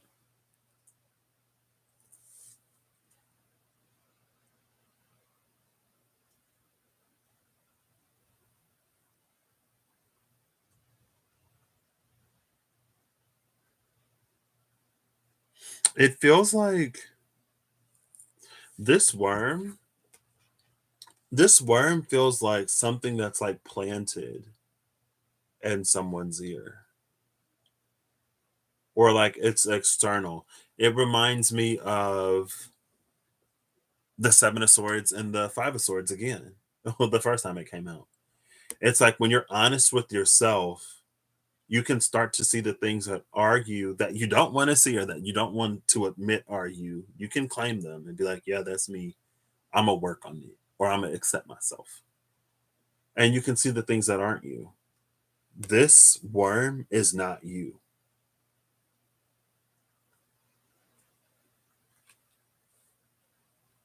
And it feels like maybe it only holds presence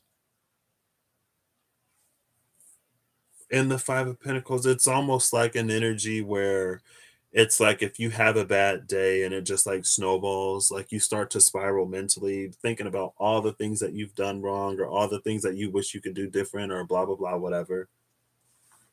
And it's like almost instead of like continuing to spiral, maybe part of it is right in the spiral, but maybe it's also like directing the spiral again to get to the root cause. Because it's almost like if you're not in that situation, you're not necessarily going to think about it, or you're not going to have access to those emotions.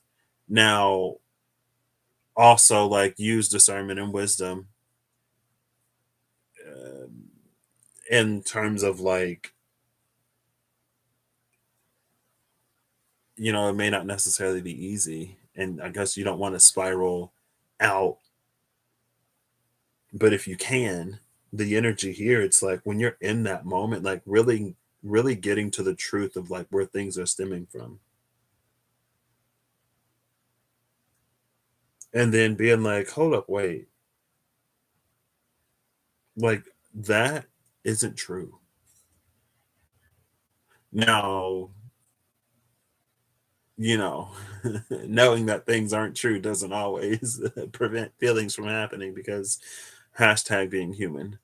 Um,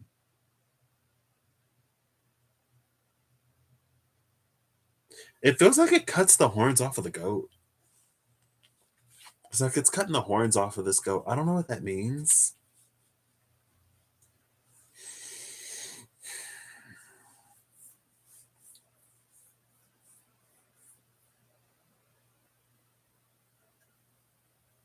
But yeah, that's this energy here. This energy almost feels like a response or a potential pathway out of the first 44 or the first 17. It's like when you're in that space, bring a little air to, well, bring some positive air to it or some positive earth.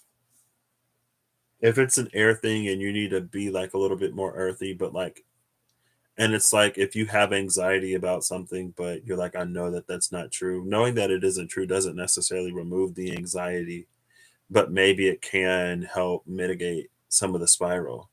And again, it's like if you can mitigate it and then start to explore it in terms of like identifying some root things within the self, then it's like you have an idea of what it is that maybe you want to heal or that you want to work through or that you want to alleviate yourself from. It feels like the opportunity to do that, which in one sense, it's like it turns devil energy on its head and it uses it against itself. But in another sense, it's like, well, that's why we experience devil energy. It's not to be always bound by it, it's to eventually, at some point, overcome it.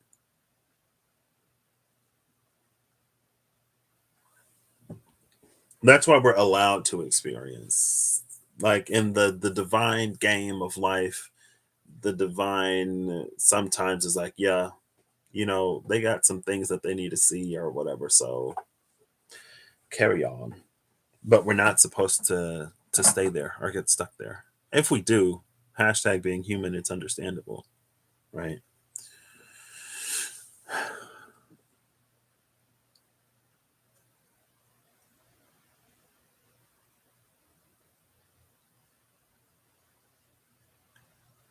Oh no, no problem. You just tried to replant a little longleaf pine tree rooted in the wrong spot on your driveway. Taproot was 3/4 the size of the tree straight down. Oh wow.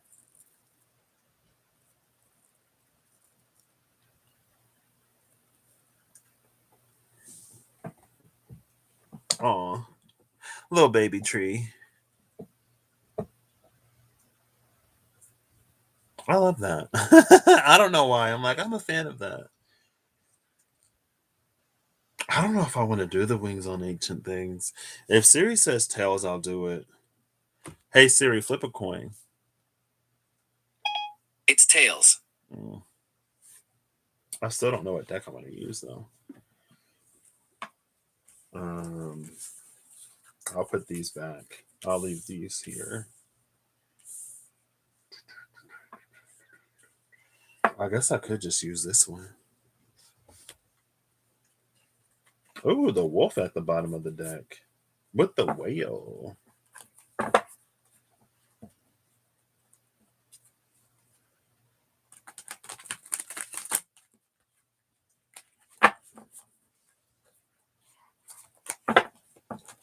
The whale. 4 swords and temperance at the cut. That's hilarious.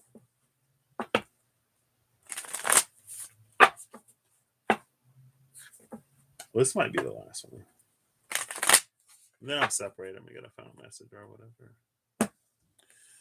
I'll do what I do. I'm gonna get my shine in a little bit. As soon as I hit the stage, applause. Ace of Pentacles and the 3 of Pentacles. Ooh, interesting. What deck do I want to use? Hey Siri, choose a random number between 1 and 3, please. A random number between 1 and 3 is 2. Is 2. So I'll pull from the second drawer. I think the Dreams of Gaia are actually in this drawer, so I might just pull those. Every time I watch myself back and I do that, I trigger Siri. I'm like, oh my gosh, that is low-key annoying, but it's fine. Not extremely inconvenient, just mildly so. Hello? Oh.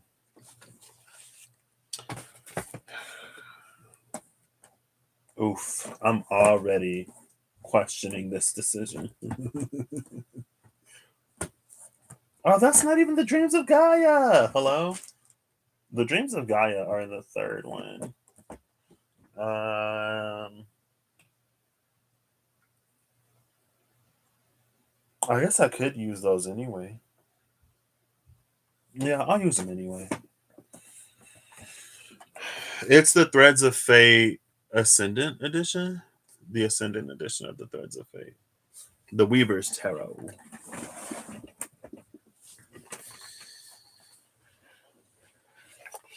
Oops.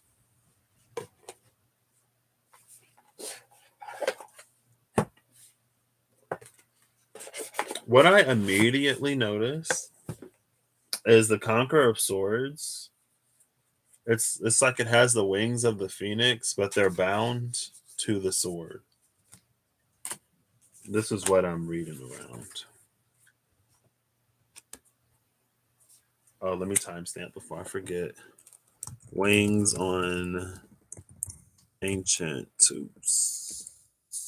I'll just title it the Warrior Spread. I'm going to use the Warrior Spread. It's in the little Google Drive that I have like at the top of the description box. I used to do these things where I would use a deck to build a spread, and then I'd pull it, and then I put it together. I typed them up in little Word documents, and I put them up I wanted to link the videos to the different spreads so that, like, if someone else, because I have them posted, so that if you use it, you have a little bit of context as to how to read with it, because they're interesting, to say the least. They're not necessarily straightforward, but I'm a Pisces that loves ambiguity, so uh,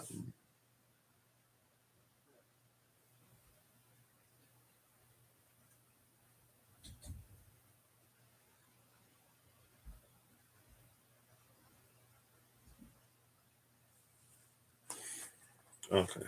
As soon as I hit the stage, I plug in it. Whether it's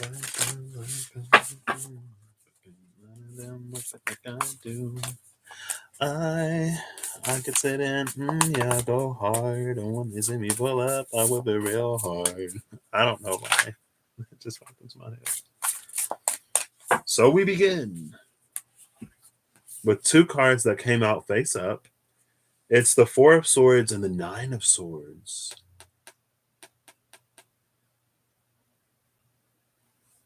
The Four of Swords we saw earlier.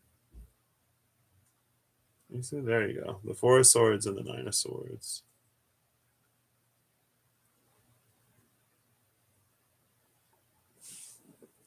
I was almost going to say vague, but I decided to go with ambiguous or ambiguity or whatever.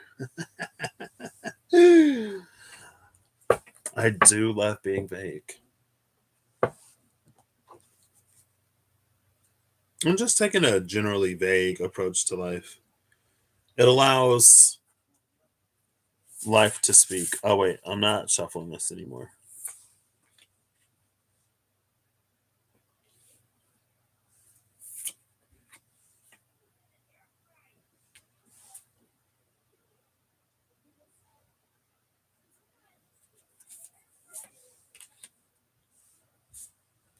This is so sword heavy.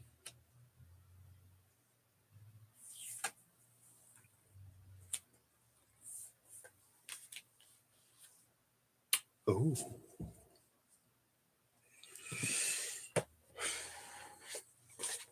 Bottom of the deck is the Ten of Swords. So this is interesting though, because when I pulled the in between, it was between the Nine and the Ten of Swords. And that was for the bear. That was the second one. The Eight of Swords and the Wheel of Fortune. Yeah.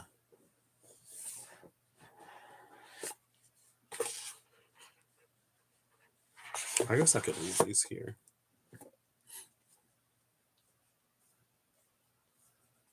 Yeah, it is. It's going with the flow and it's allowing the presence of flow or the existence of flow, or it's acknowledging the existence of flow. Um, Sometimes we don't really leave space for flow, and that's when we can get real left up. It's like, I thought it was this, I thought it was that, and it's like, nobody said that. Or, yeah, it was for a time. Now it's different. It's like, oh, what? What do you mean?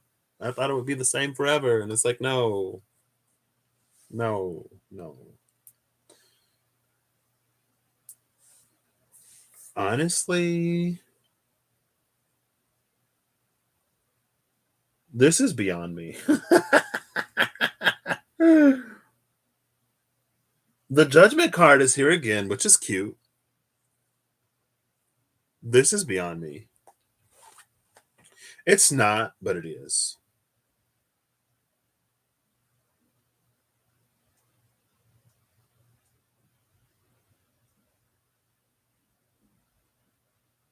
Because basically, so the wings on ancient things in particular is the Seven of Swords. And I think the Seven of Swords is a card I saw today. The Seven and the Five of Swords in the first card are in the first spread.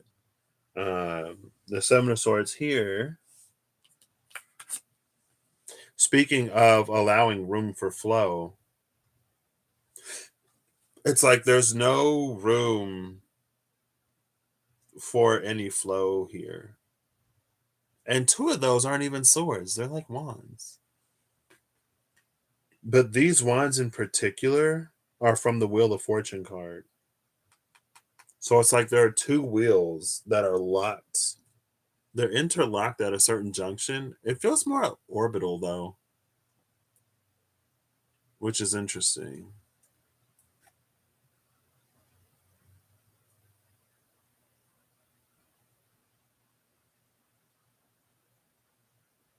That's a shape with dimensions that my brain can't even perceive. I'm not great with perceiving certain things. My brain just like breaks. I'm like, wait. Like thinking about it, yeah, but like visualizing it, no. Well, this is the wings on ancient things.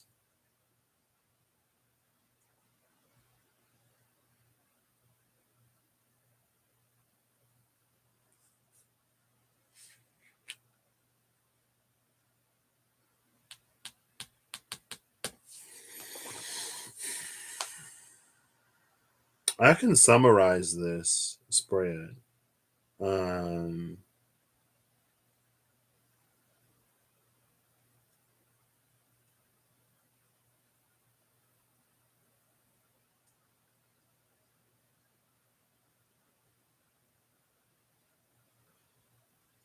this is interesting.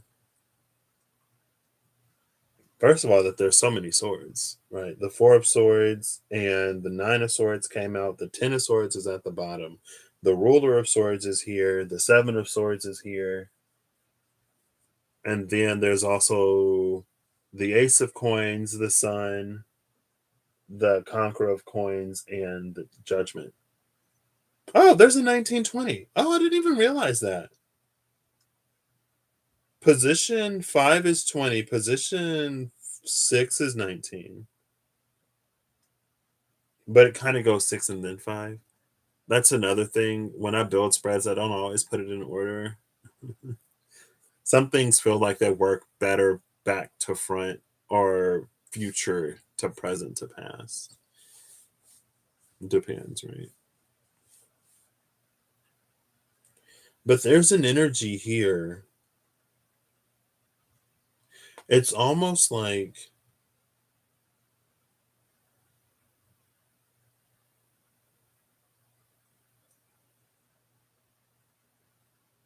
I don't know if I can like communicate it. I don't know if I can put it in words. I feel like I understand it. I mean, I guess it's not for me to know who or how it applies to, who it applies to, and how it applies. Um,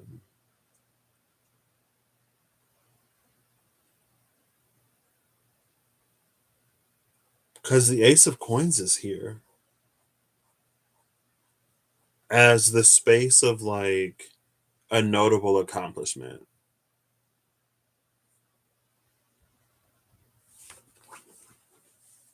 And then it's like because of something that was created or brought forth into the world in a certain way,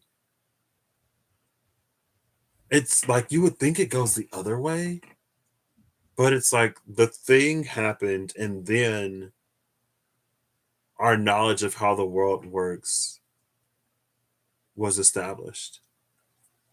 Or there's something that we learned about the universe at large.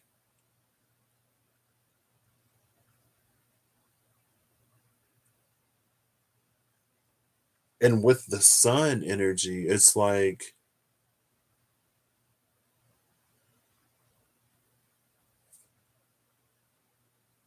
it almost reminds me of Pluto and Capricorn. Because it's almost like the sun doesn't feel like happiness and like the brightest card in the deck. It feels like illumination. It feels like seeing things. And it's like looking at the state of the world and the state of not necessarily, well, yes, the state of the world, but also looking at how we engage with the world around us. It feels like it sees something missing, something that in some way it knows how to bring about. Now, coming out of it is the Seven of Swords on that wings on ancient things. And so it's almost an energy of like, metaphorically, it's like if you know business, then you will probably be able to start up a business. Um, and it doesn't matter if it's like your business or like the same line of business specifically. It's like when it comes to acquiring like customer acquisition, when it comes to all the planning that needs to happen, when it comes to acquiring funds and getting backers and marketing, advertising, prototyping, preliminary phases of whatever, like the like the basic building blocks. It's like you can apply it to a lot of things, and you also have to know your market, right? Like, is this a brand new product? Is it something that's going to compete with things that people already use? Is it something that exists somewhere else and you're just like bringing it to somewhere new?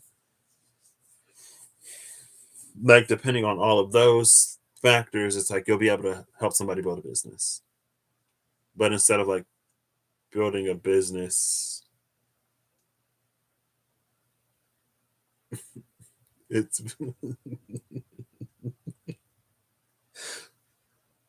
it's building a reality. But maybe it's building a reality in terms of an experience of a reality. It's building experiences.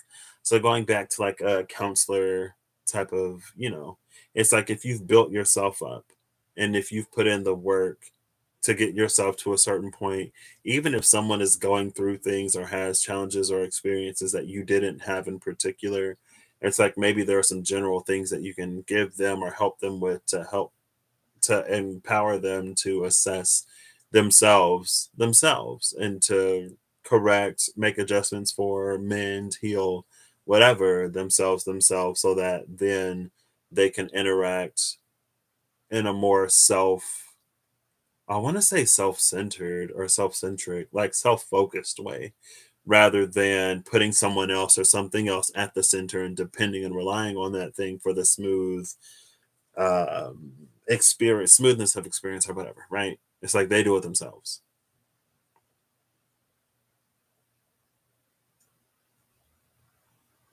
And it's almost like, was that judgment? That was judgment. Judgment being the energy that sees something where it is and where it's going or where it needs to be, and it accommodates in some way for it. And so the closer you are, the less that needs to be accommodated, right? It's almost like it's less severe when you're almost there. And this path, like it goes in, it's the sun when it goes in, it's judgment on its way out. But both of those kind of sort of hold, 5 and 6 kind of sort of hold the same. Um,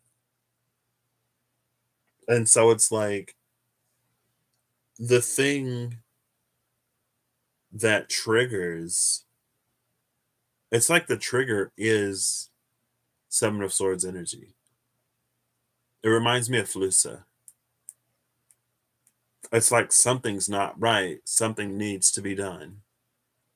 And it's like, boom, well, why don't you do something? And then it's like, well, what can I do to contribute? That's the Nine of Coins is next. It's like, what can I do to rectify the situation, to move the needle, to get us a little bit closer in the direction that we want to go, blah, blah, blah, blah, blah, whatever. And so the Nine of Coins is that intermediary energy. And in the Nine of Coins, we see the coin, we see an eclipsed sun, we see, I guess, the moon and the sword. So the Knight of Coins has the knowledge of everything and is able to move something in a certain way, very like bit by bit, step by step.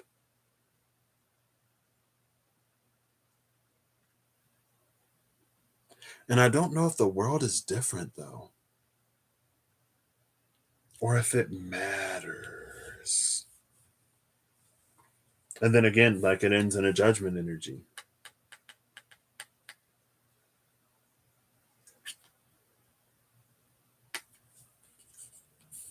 So this is like coming out the Seven of Swords, the Conqueror of Coins, and Judgment. This is going in the Ace of Coins, the Ruler of Coins, and the Sun.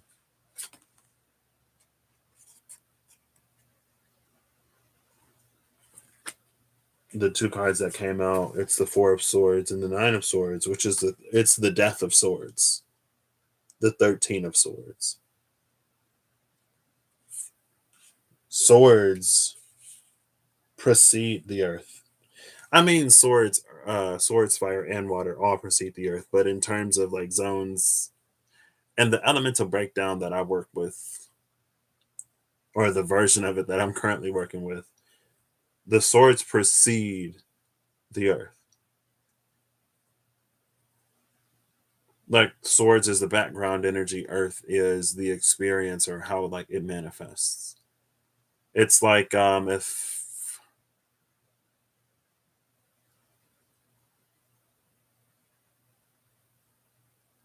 yeah, like what I just said. It's like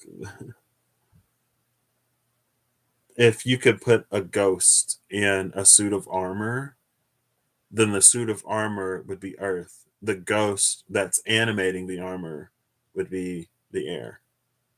And so with all of this, the focus is on the air.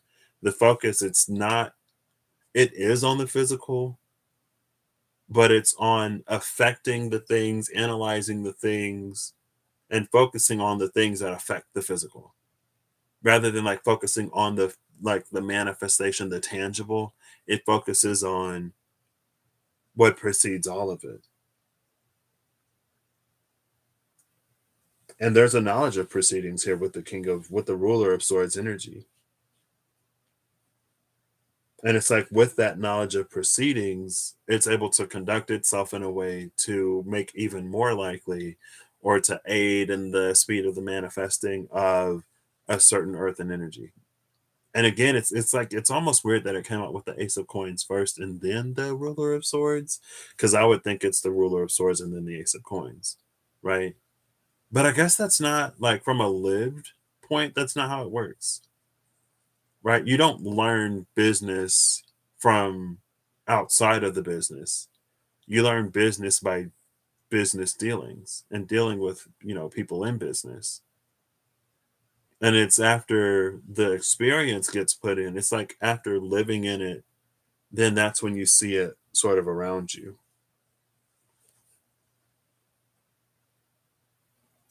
which is interesting because again, it feels like that's the Seven of Swords trigger. It's like living in it, and it's like, hold up, wait, something isn't right. Like this is a like lose lose scenarios and situations, but what has to change is the air. I mean, if you change Earth, then it feels like changing the air is the safer way to change the Earth, because to change Earth in Earth leads to like earthquakes and colliding of tectonic plates and magma escaping and stuff like that. So that's actually an energy, I guess, that sort of came up earlier as well. It's like to cause a change in a certain element, it's like taking different elemental paths to create a change in an element. Like with water earlier, like water came out in the otter at the bottom of the deck, that it was like, we can go through the element of fire or the element of earth or the element of air or a combination of elements to make a change in water, to make a change in water that's hard to do in the element of water.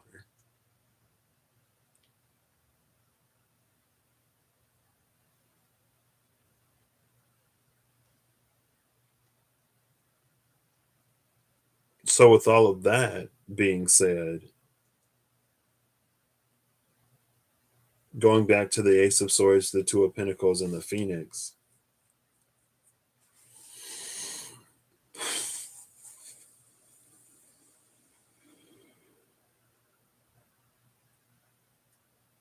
it feels like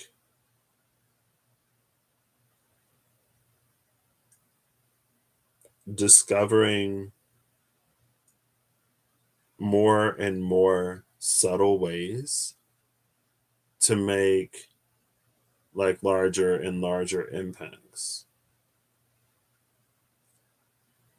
in a way that gets much more esoteric, much more esoteric and quantum, but also just like real life, very like alchemy. It's beyond the scope of this reading.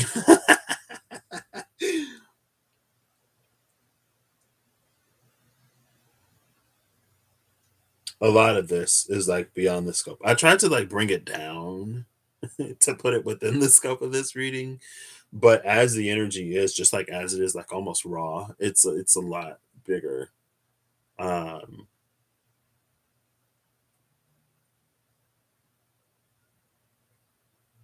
but also at the same time maybe it isn't. Maybe I met it where I was supposed to. And it was meant to be like pared down a little bit. Speaking of temperance, let's pour some water in that. Cause it's like if there's something that you're trying to put into somebody's bloodstream, you're not necessarily trying to replace all of their blood and bodily fluids with whatever you're injecting them with. So you dilute it. So it doesn't like so it doesn't disturb the processes that are already happening that need to continue to happen in order to, ensure continual, at least normal bodily function that is hopefully not uncomfortable.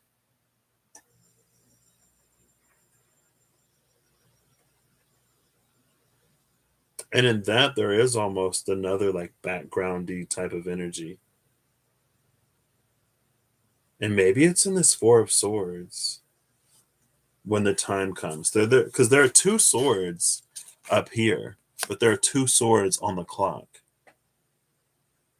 And I guess that takes me back to the Eight of Swords and the Wheel of Fortune, the smaller cycles and then the larger cycles. It's like decisions, choices and decisions rippling out. Was the lovers at the bottom of the deck when that? No, the lovers was at the bottom of the deck for Judgment. I remember Judgment, the Four of Swords, Temperance, lovers at the bottom.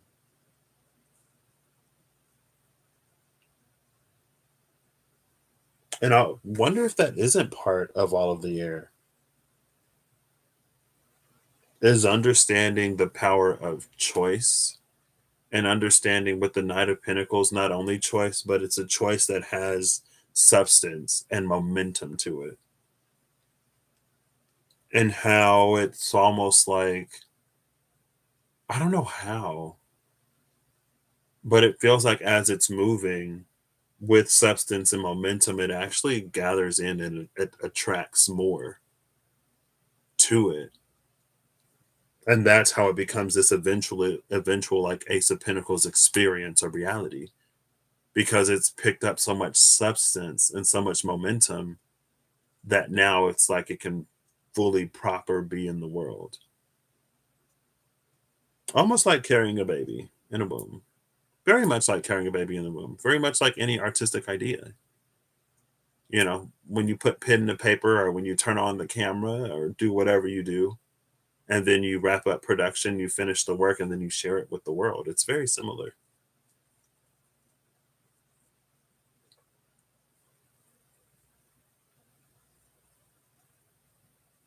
Okay.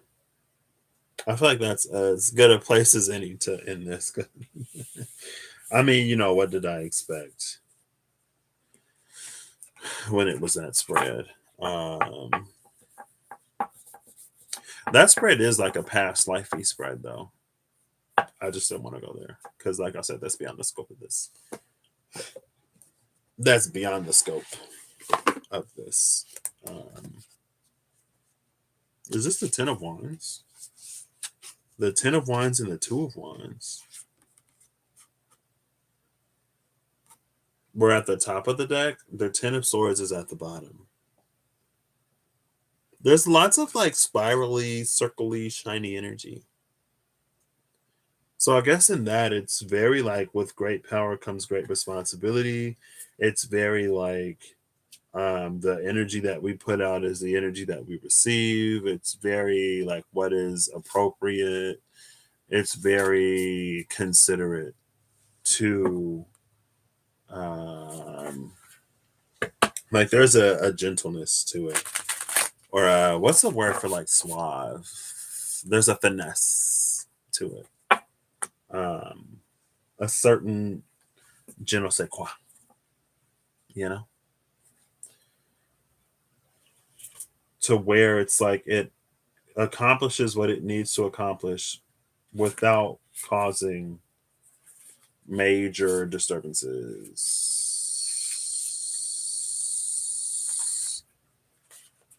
Take it as it resonates. Take it as it resonates, if it resonates, when it resonates, to the degree that it resonates. Because certain things, if you try to force it, they just won't. It's like it doesn't matter because they just won't work. Anyway, I'm gonna put final cards for 2:30 or 2:26, whatever time. Oh my gosh, I didn't even timestamp it. I didn't even timestamp it. Are you serious? I just typed it. Oh, I'm just gonna say 159 or 150, whatever that number is. I might watch it back and fix the timestamps. Oh, timestamps are approximations. I'm doing you a favor. I'm just playing. I'm kidding. So since I'm using this deck, or since I just used this deck, I'll take a final message from the Ascendant edition of the Threads of Fate first, and then I'll work to the Wild Unknown, Animal Spirits, and Oracle cards. Animal Spirits and Tarot.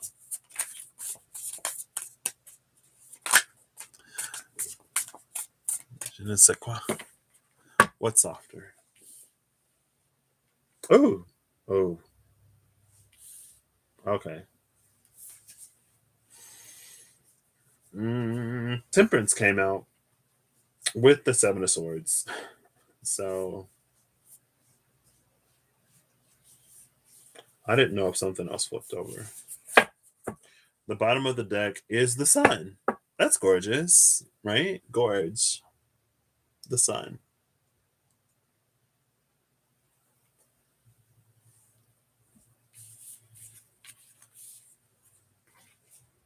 This almost reminds me of the Starman Tarot seed reading. I'm pretty sure it was the Starman, where it was like there's the Empress living in the blue world or living in the red world, but she's from the blue side, and it's within the space of the limitations in the blue world that she does or becomes whatever. Very much so that energy. I guess very much so that energy. Um,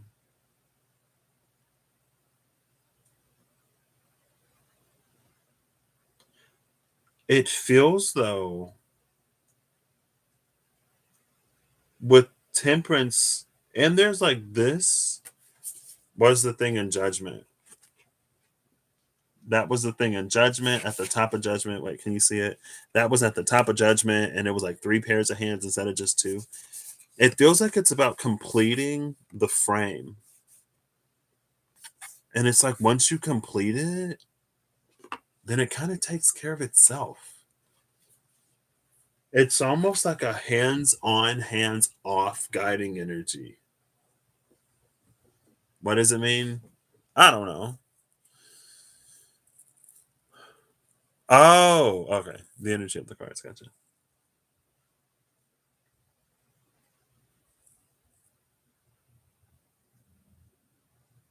I guess because that was a lot of air and earth energy. But temperance is between the fire and the water.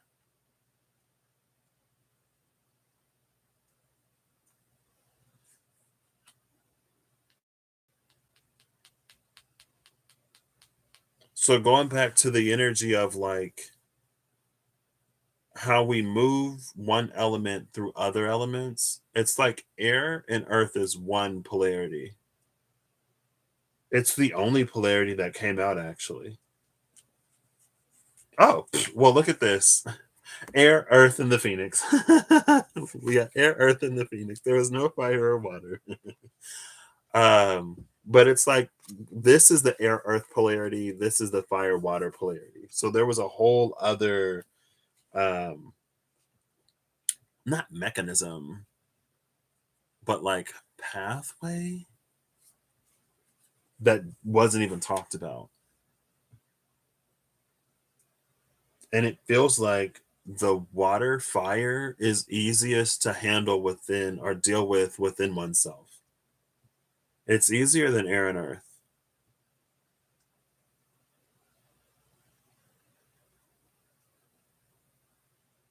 So it's I feel like it's just like, there are other ways. There are many ways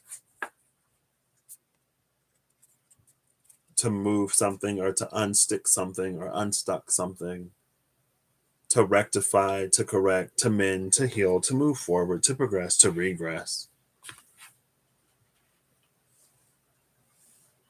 And it ends in judgment. The message of judgment, it was just like, life is going to be life. Doesn't mean we don't have to enjoy it or we don't get to enjoy it. Doesn't mean that there isn't enjoyment in it.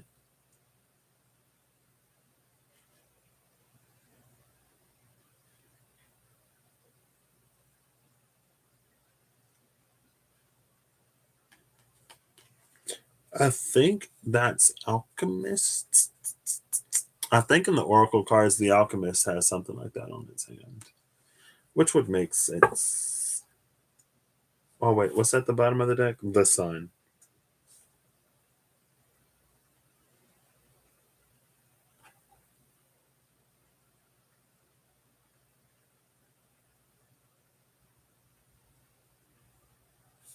Ooh.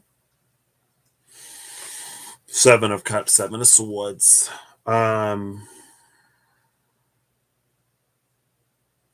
There's an energy.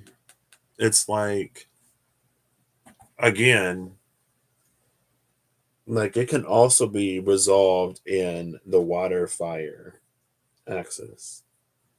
Not to even mention, different combinations of elements, like the air fire, or the water earth, or the air water, or the fire earth. Fire water is alcohol, right? And this is temperance. Oh my gosh, this is literally fire water. And temperance, to temper something, is to like dilute something alcoholic with water. I mean, guys. Anyway,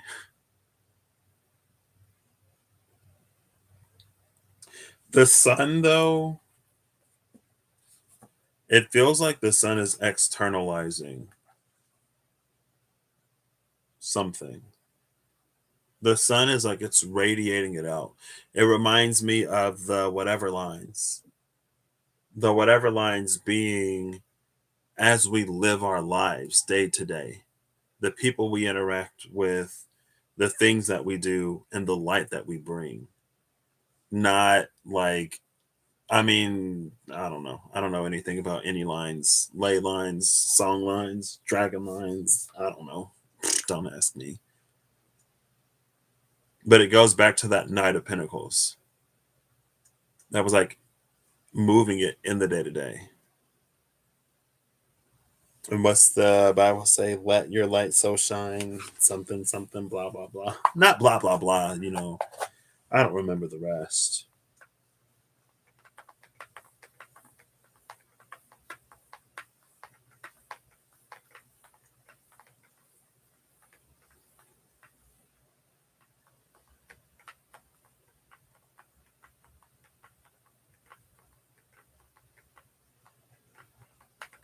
Okay.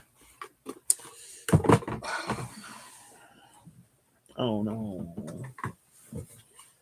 Ay, Dios mío.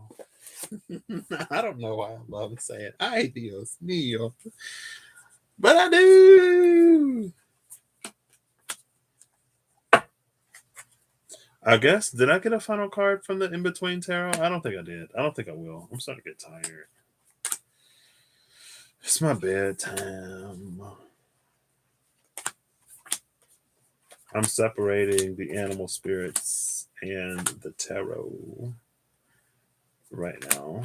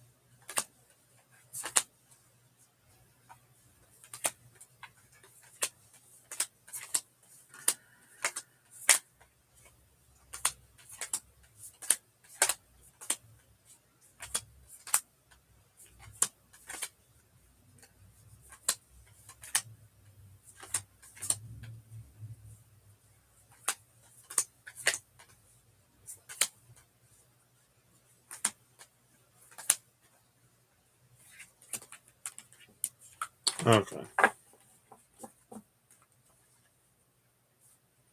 I'll do the animals first.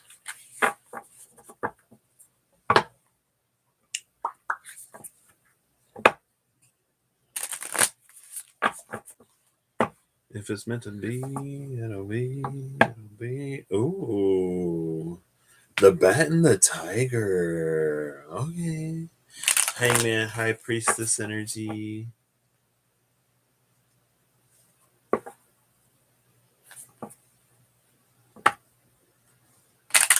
Was that the shark? The shark and the bat? No, the shark and the tiger.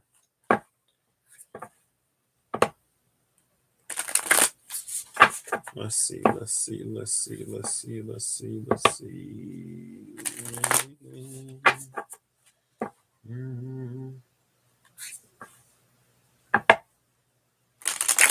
Almost there. I'm like really sleepy now. I don't think I took a nap today.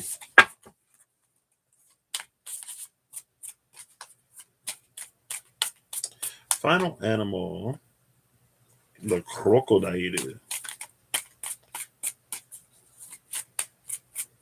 I had a dream about animals. Well, I had a dream about a it's a whole weird. It was a weird dream. I had a dream that I like woke up inside of some kid's body and his family life was messed up in ways that he couldn't even understand. I woke up a few times that night and I went back to sleep. And eventually I talked to his older sister. I'm like, listen, I'm not your little brother. I don't know why I keep waking up and whatever. But after everything was resolved, I taught the little kid, the little dude, how to navigate dreams? Question mark. Um, and there were animals he was talking about. I don't even know. But then they were talking about animals in Africa, and he mentioned stingrays. I was like, so I had to Google it when I woke up, and they have stingrays in Africa. I think they're like Nigerian river stingrays or something like that. I was like, what? That little boy taught me something.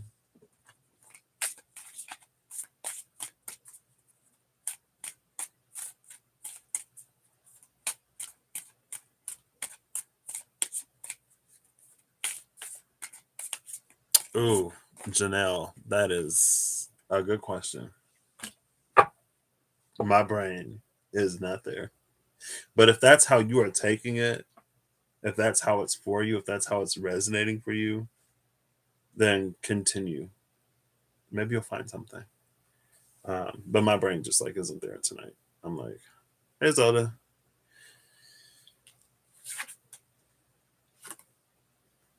So the hawk came out with the elephant at the bottom of the deck.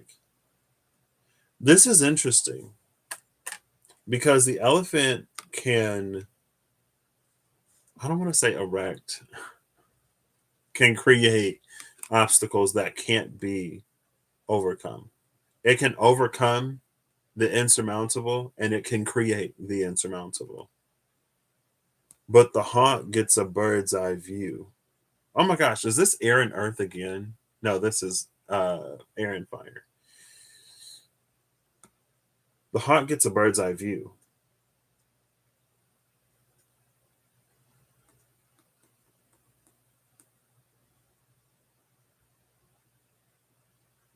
It's interesting though, because it feels like there's a disparity between looking at things from above ground, but living on the earth.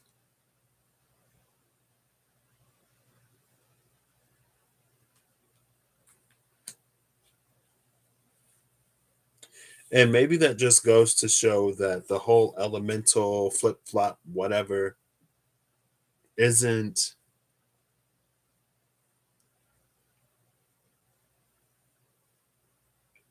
as, I don't want to say, excuse me, I don't want to say it's not as easy as it seems because I don't know if it seems easy.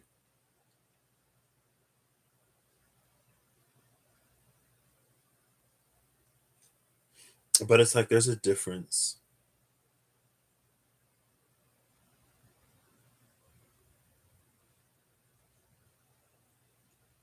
It reminds me of the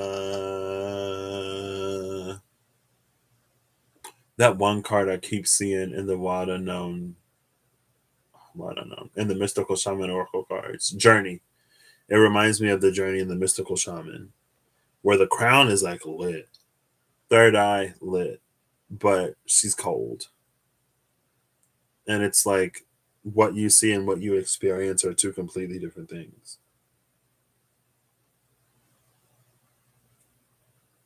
And it almost takes me back to, was it the Three of Swords part?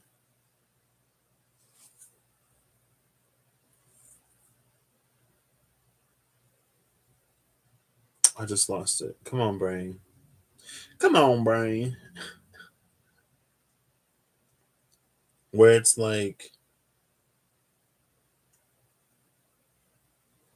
because it feels like the hawk sees. It feels like the element is actually creating a labyrinth. And it's like it's creating a moving labyrinth, a shifting labyrinth, and its ability to like remove and create obstacles.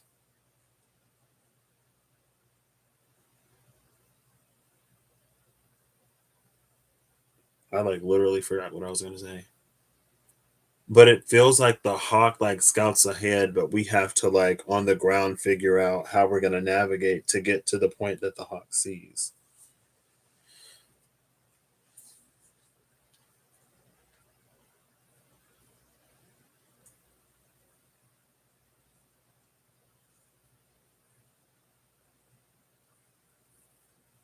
And it feels like there are things that we see and things that we don't see, and it's almost intentional.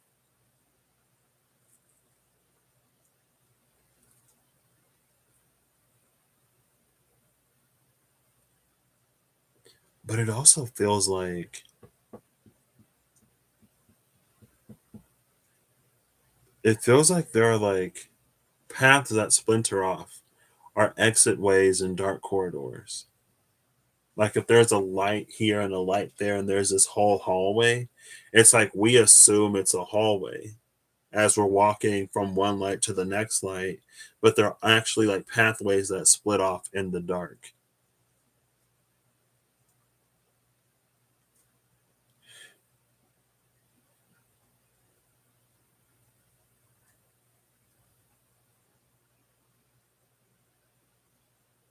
And that there are things that kind of like whisper to us in the dark.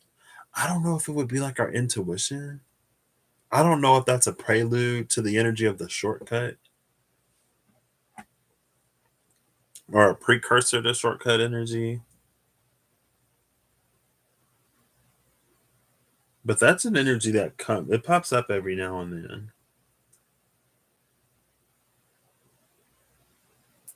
I don't know what this is. Because I wouldn't think the elephant necessarily creates the labyrinth. I know that the elephant can create obstacles as well as remove them.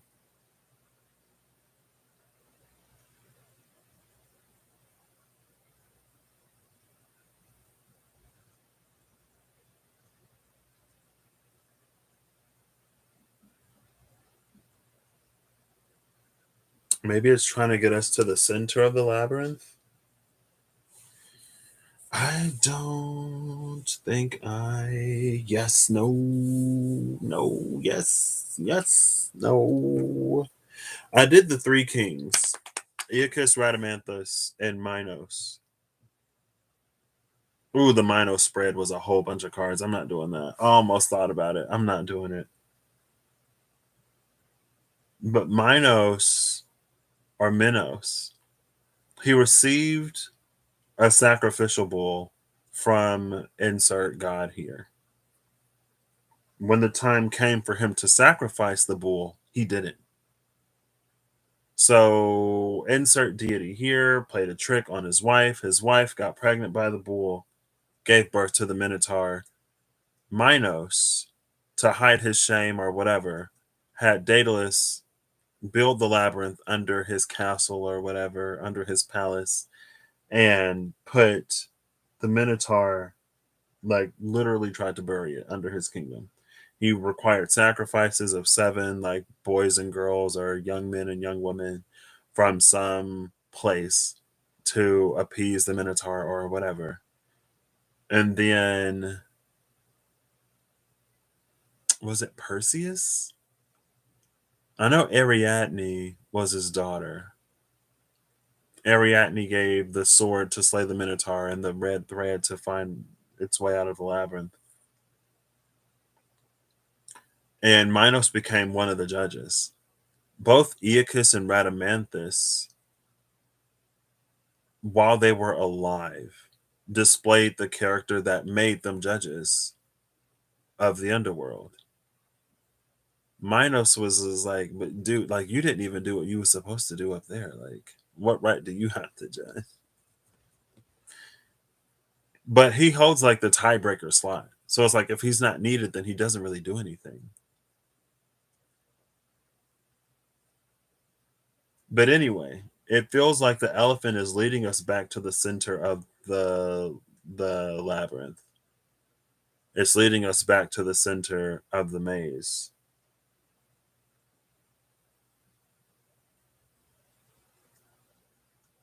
And the hawk knows why.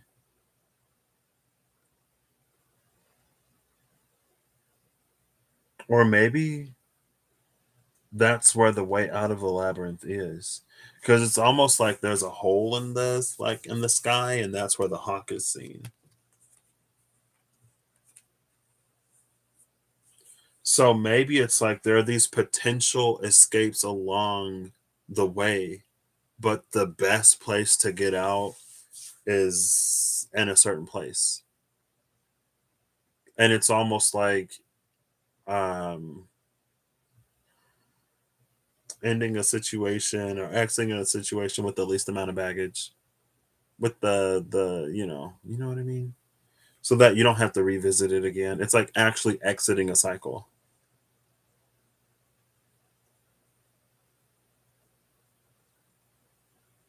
And I guess the labyrinth would be a little bit bigger than you think it is. It reminds me of the British Museum. When I walked in and it looked like I was outside, I was like, whoa, didn't I just like walk inside of a building? Why does it look like I'm outside?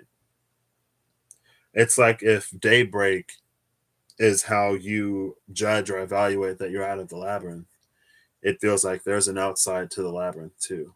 You're still in it.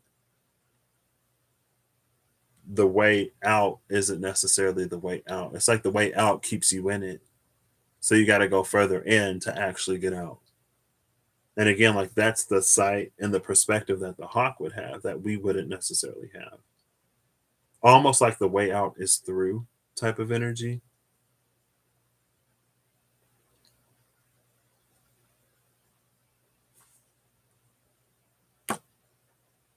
The owl. The snake in the mouth.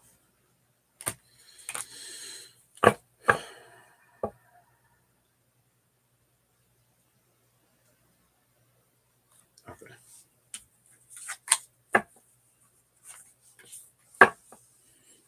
Don't ask me.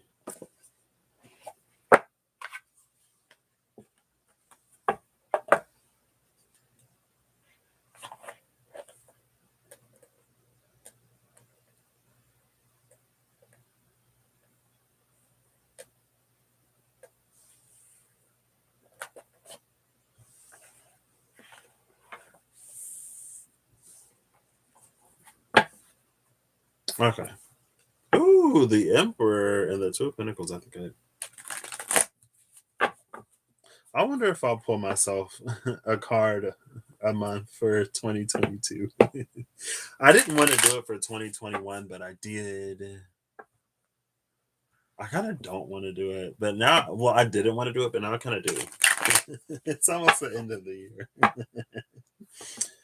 Ooh, the High Priestess and the Nine of Swords. What I actually like about this energy is it takes me back. I feel like it explains why we're being kept in the labyrinth in some ways.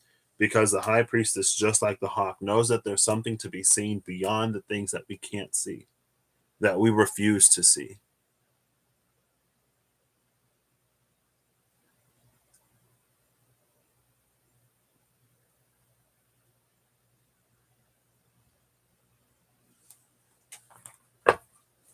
That's it. My brain it's getting tired. It's starting to drift. It's it's starting to drift. I need a little bit. Final message. Fine. Oh, that was quick. Okay. Two cards. Death and the Two of Wands. But the Sun of Pentacles at the bottom of the deck.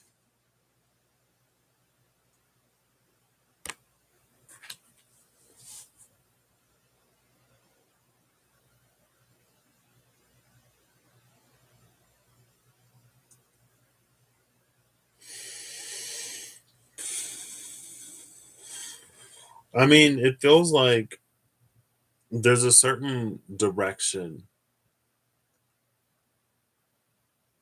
that we think life. I mean, it feels like maybe it's Jupiter going back into Pisces. It feels like expanding and transforming what we think of as possible, question mark. Almost that.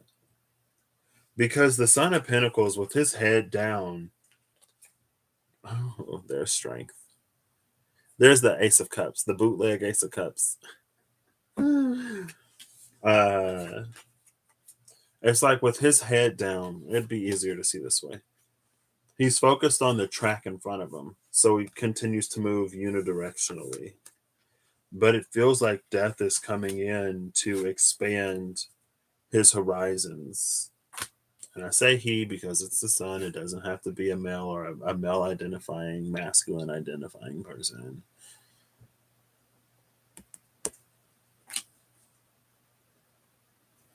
And it's interesting because it feels like he only sees darkness when there's all this light around him. It's like with his blinders on, it looks like that. With this Two of Pentacles or Two of Wands, like it looks like this. And death is coming in to like brighten some of that up. And he's like, oh my gosh, there's a whole world outside of this, whatever.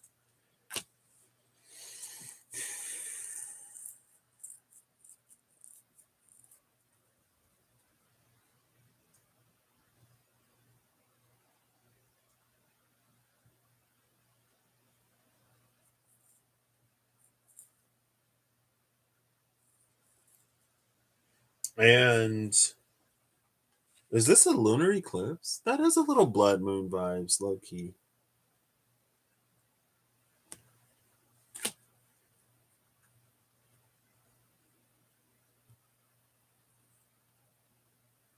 It reminds me of the energy that came out with that Two of Swords, the Eight of Swords, I believe, in the Revelation edition of the Spirit Keeper's Tarot,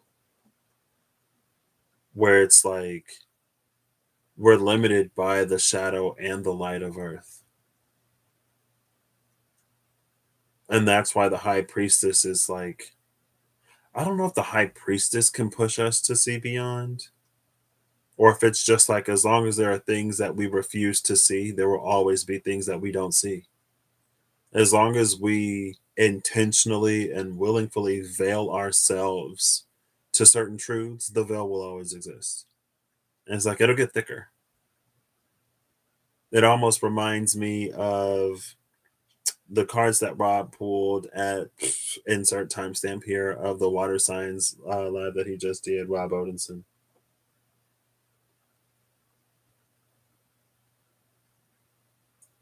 Where it's like we're so focused on grounding whatever we perceive as this crowny, whatever third eye energy. Again, it's the journey card.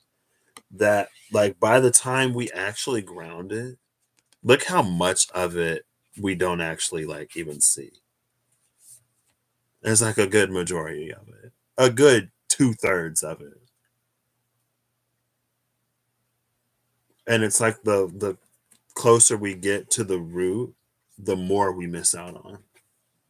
Because it's like the closer we get to what it is that we already believe, and like insert confirmation bias and blah blah blah whatever. That's why death is coming in to like remove those two. But it feels like death does this thing where instead of them laying down on the path, like if this is the path, I don't even know if I'll be able to do this. Instead of it laying down on the path, like let's do it like this because that's easier. Instead of it laying down, it's like it moves up. So then it becomes like an entrance way to this. It's like it becomes a doorway and you can see all of it. It's like it goes from this to this.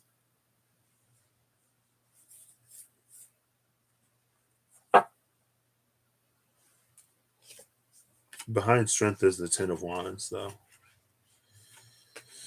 Oh, look, there's the Two of Swords. Ten of Wands, Two of Swords.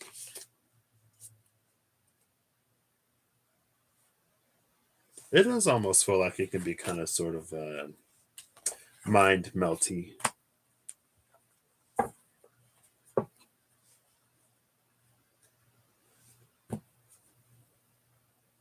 I don't know. Take them as they resonate.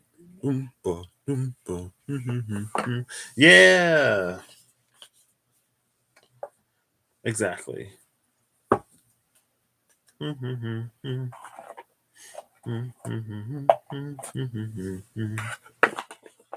I want just one more thing. Put the finishing touches on. Please. I'll pull a mystical shaman. Why not? I kind of want a diceology. I'll pull a diceology card. This is what I want.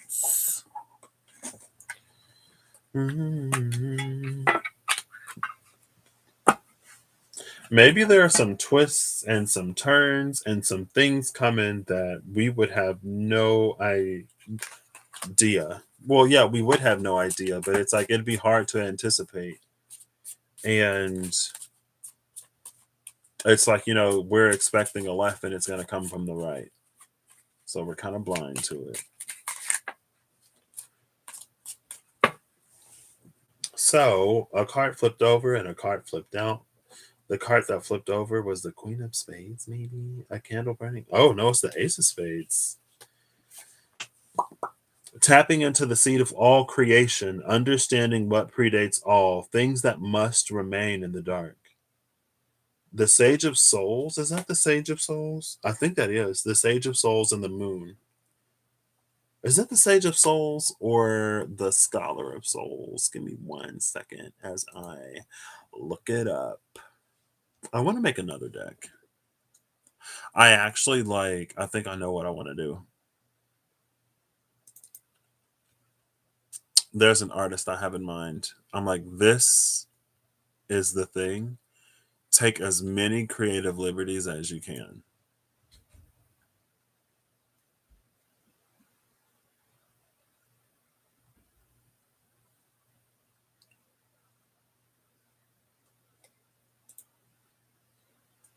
Who is this? This is the gray ace. So gray one. I think I did gray last. Yeah. I used to be scared of gray. Gray was always rough. Yeah, 77, 18, 2, 6, 1, and 3. So this is the Scholar of Souls, and no problem.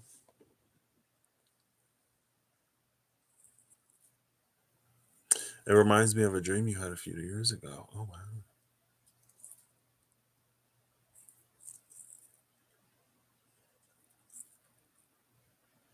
Oh, I'm glad you enjoy it and that he's kind. I know when we reach the end of our lives, a lot of us tend to deal with it differently. I say in my short 28 years of life, almost 29.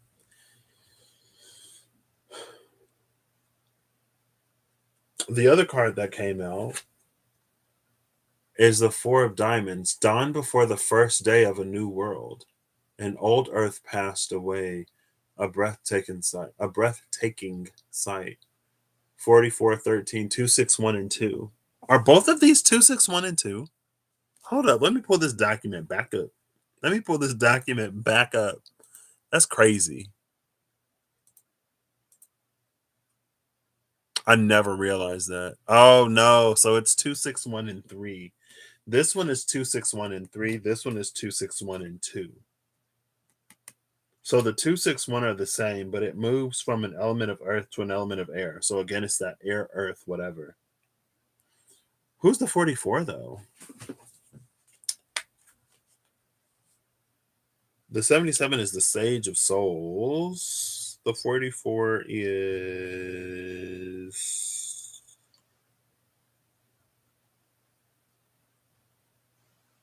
the Nine of Essences. No, realms, zones. The Nine of Zones. Sorry. Nine of Zones. With a 4. Zones are Earth.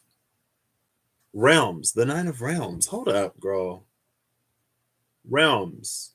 Yes, the Nine of Realms. Zones is air. Zones are air. Realms are Earth.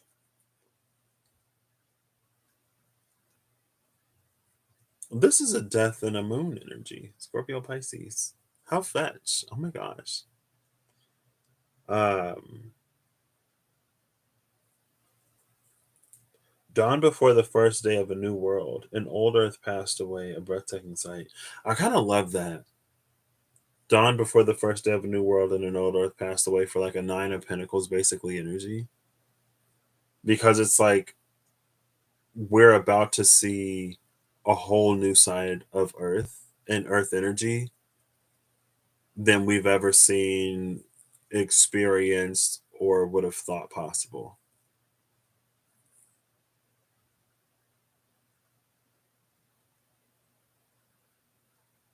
Honestly, that just it reminds me of the warrior spread. But with the Sage of Souls and the Moon,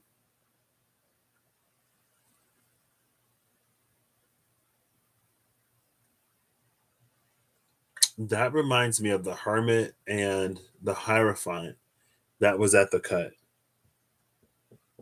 Because it feels like there's a whole side of self that we haven't even seen. And that's intriguing. That's interesting.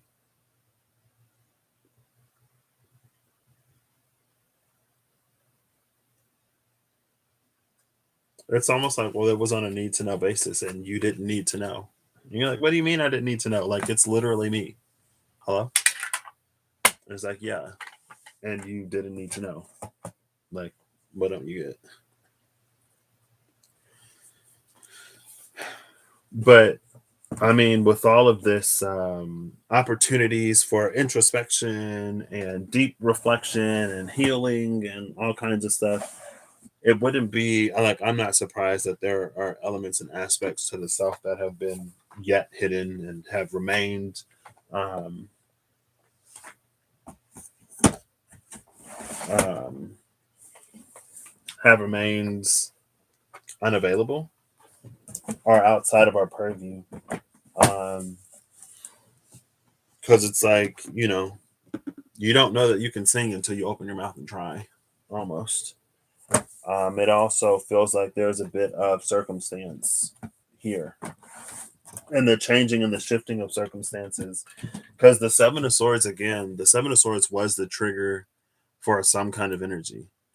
Or it was the trigger for the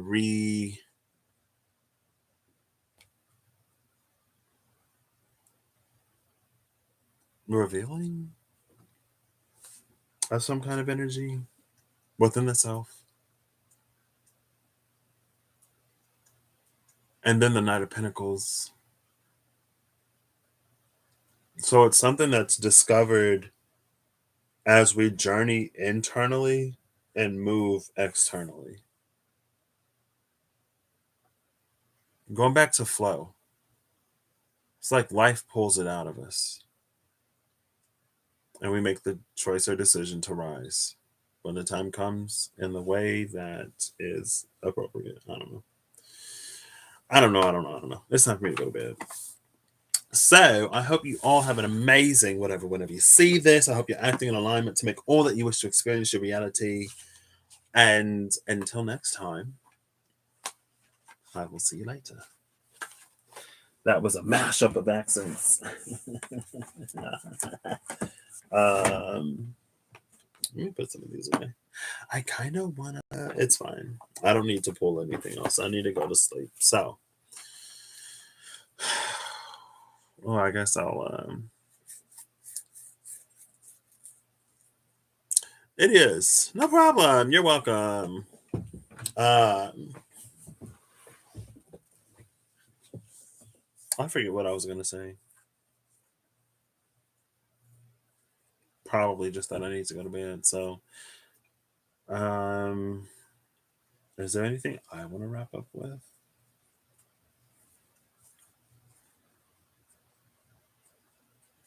Not really. Um, I guess it is like the end of the year.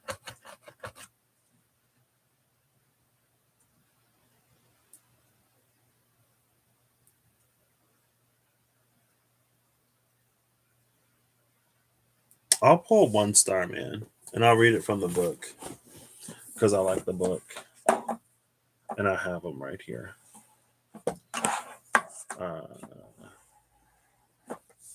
We'll see. For the end of 2021, the last few days, the last few hours.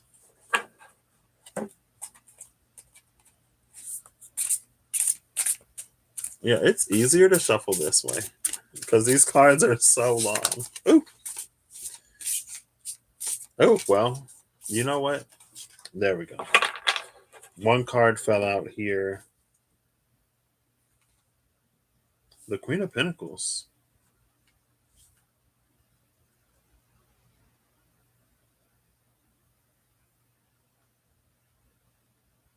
I mean, I'm almost tempted to say what I said earlier again. There's a very tree energy to this. And it feels very like, what we poured into self will reap.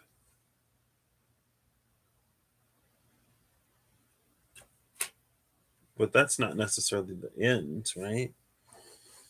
A whole bunch of cards came out. How many cards is this? 5 cards came out. but the title card is at the top. So, and it's the strength title card question mark.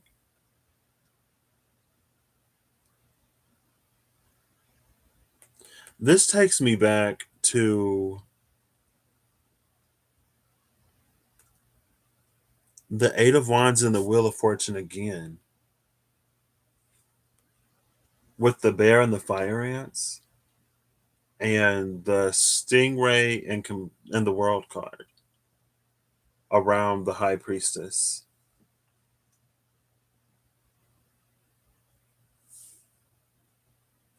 I'll look at it.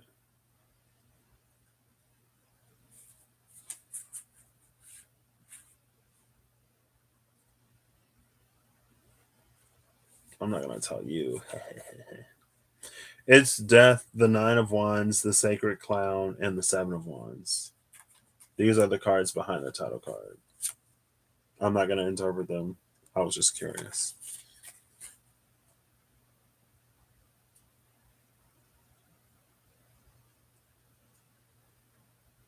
It's just like, I feel like it's like one of the greatest things that we could have gotten, one of the greater things that we could have gotten out of maybe the past 2 years, honestly, is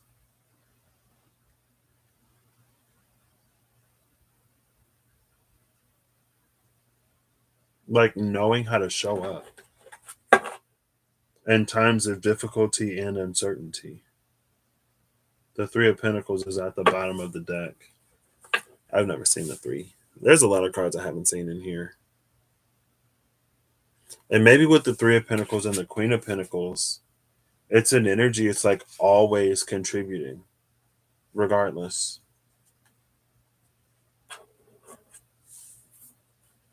It's like there's something great. And, you know, take it as it resonates with a grain of salt, whatever. Life has been hard, so if we haven't been able to do whatever, it's fine. Queen of Pentacles, I love and nurture this great land of ours. The Queen of Pentacles is the ultimate Earth Mother, the great healer. As a mistress of nature, she is the great protector, nourisher, and sustainer of wildlife and their ecosystems. Her passionate connection to the miracle of life in all its forms has given her knowledge of the bountiful matrix. Everything is indeed connected to everything else, powered by the sun. She is the great channeler of the Vitas, the life catalyzer, signified here by the fecund energy streaming from her hands, shooting life into the seed pod, which releases the strand of DNA into the world. Is that almost like not literally that Ace of Pentacles, King of Swords? Well, not literally. It shares a vibe with that Ace of Pentacles, King of Swords, Into the Sun. Life catalyzer, nurturer, protector. And again, it's like it fits the Three of Pentacles at the bottom of the deck.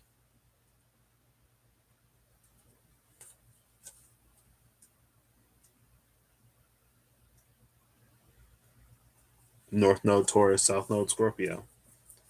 Energies go fixed. And Uranus is going to be in Taurus. So things can definitely shift and move. Saturn is still going to be in Aquarius. I don't think anything's going to be in Leo like long term. I don't know if anything's going to retrograde in Leo or in Scorpio. I'm not up on the transits, but fixed energy is about to get, well, mutable energy is about to go fixed, or about to get fixed. And again, it feels like if you've been able to put in, to nurture, to continue to grow, then it's like, you know, no wonder you'll be able to flourish and blossom even more as situations and circumstances change. Um, and it's an ability that you'll carry with you in many ways. Um,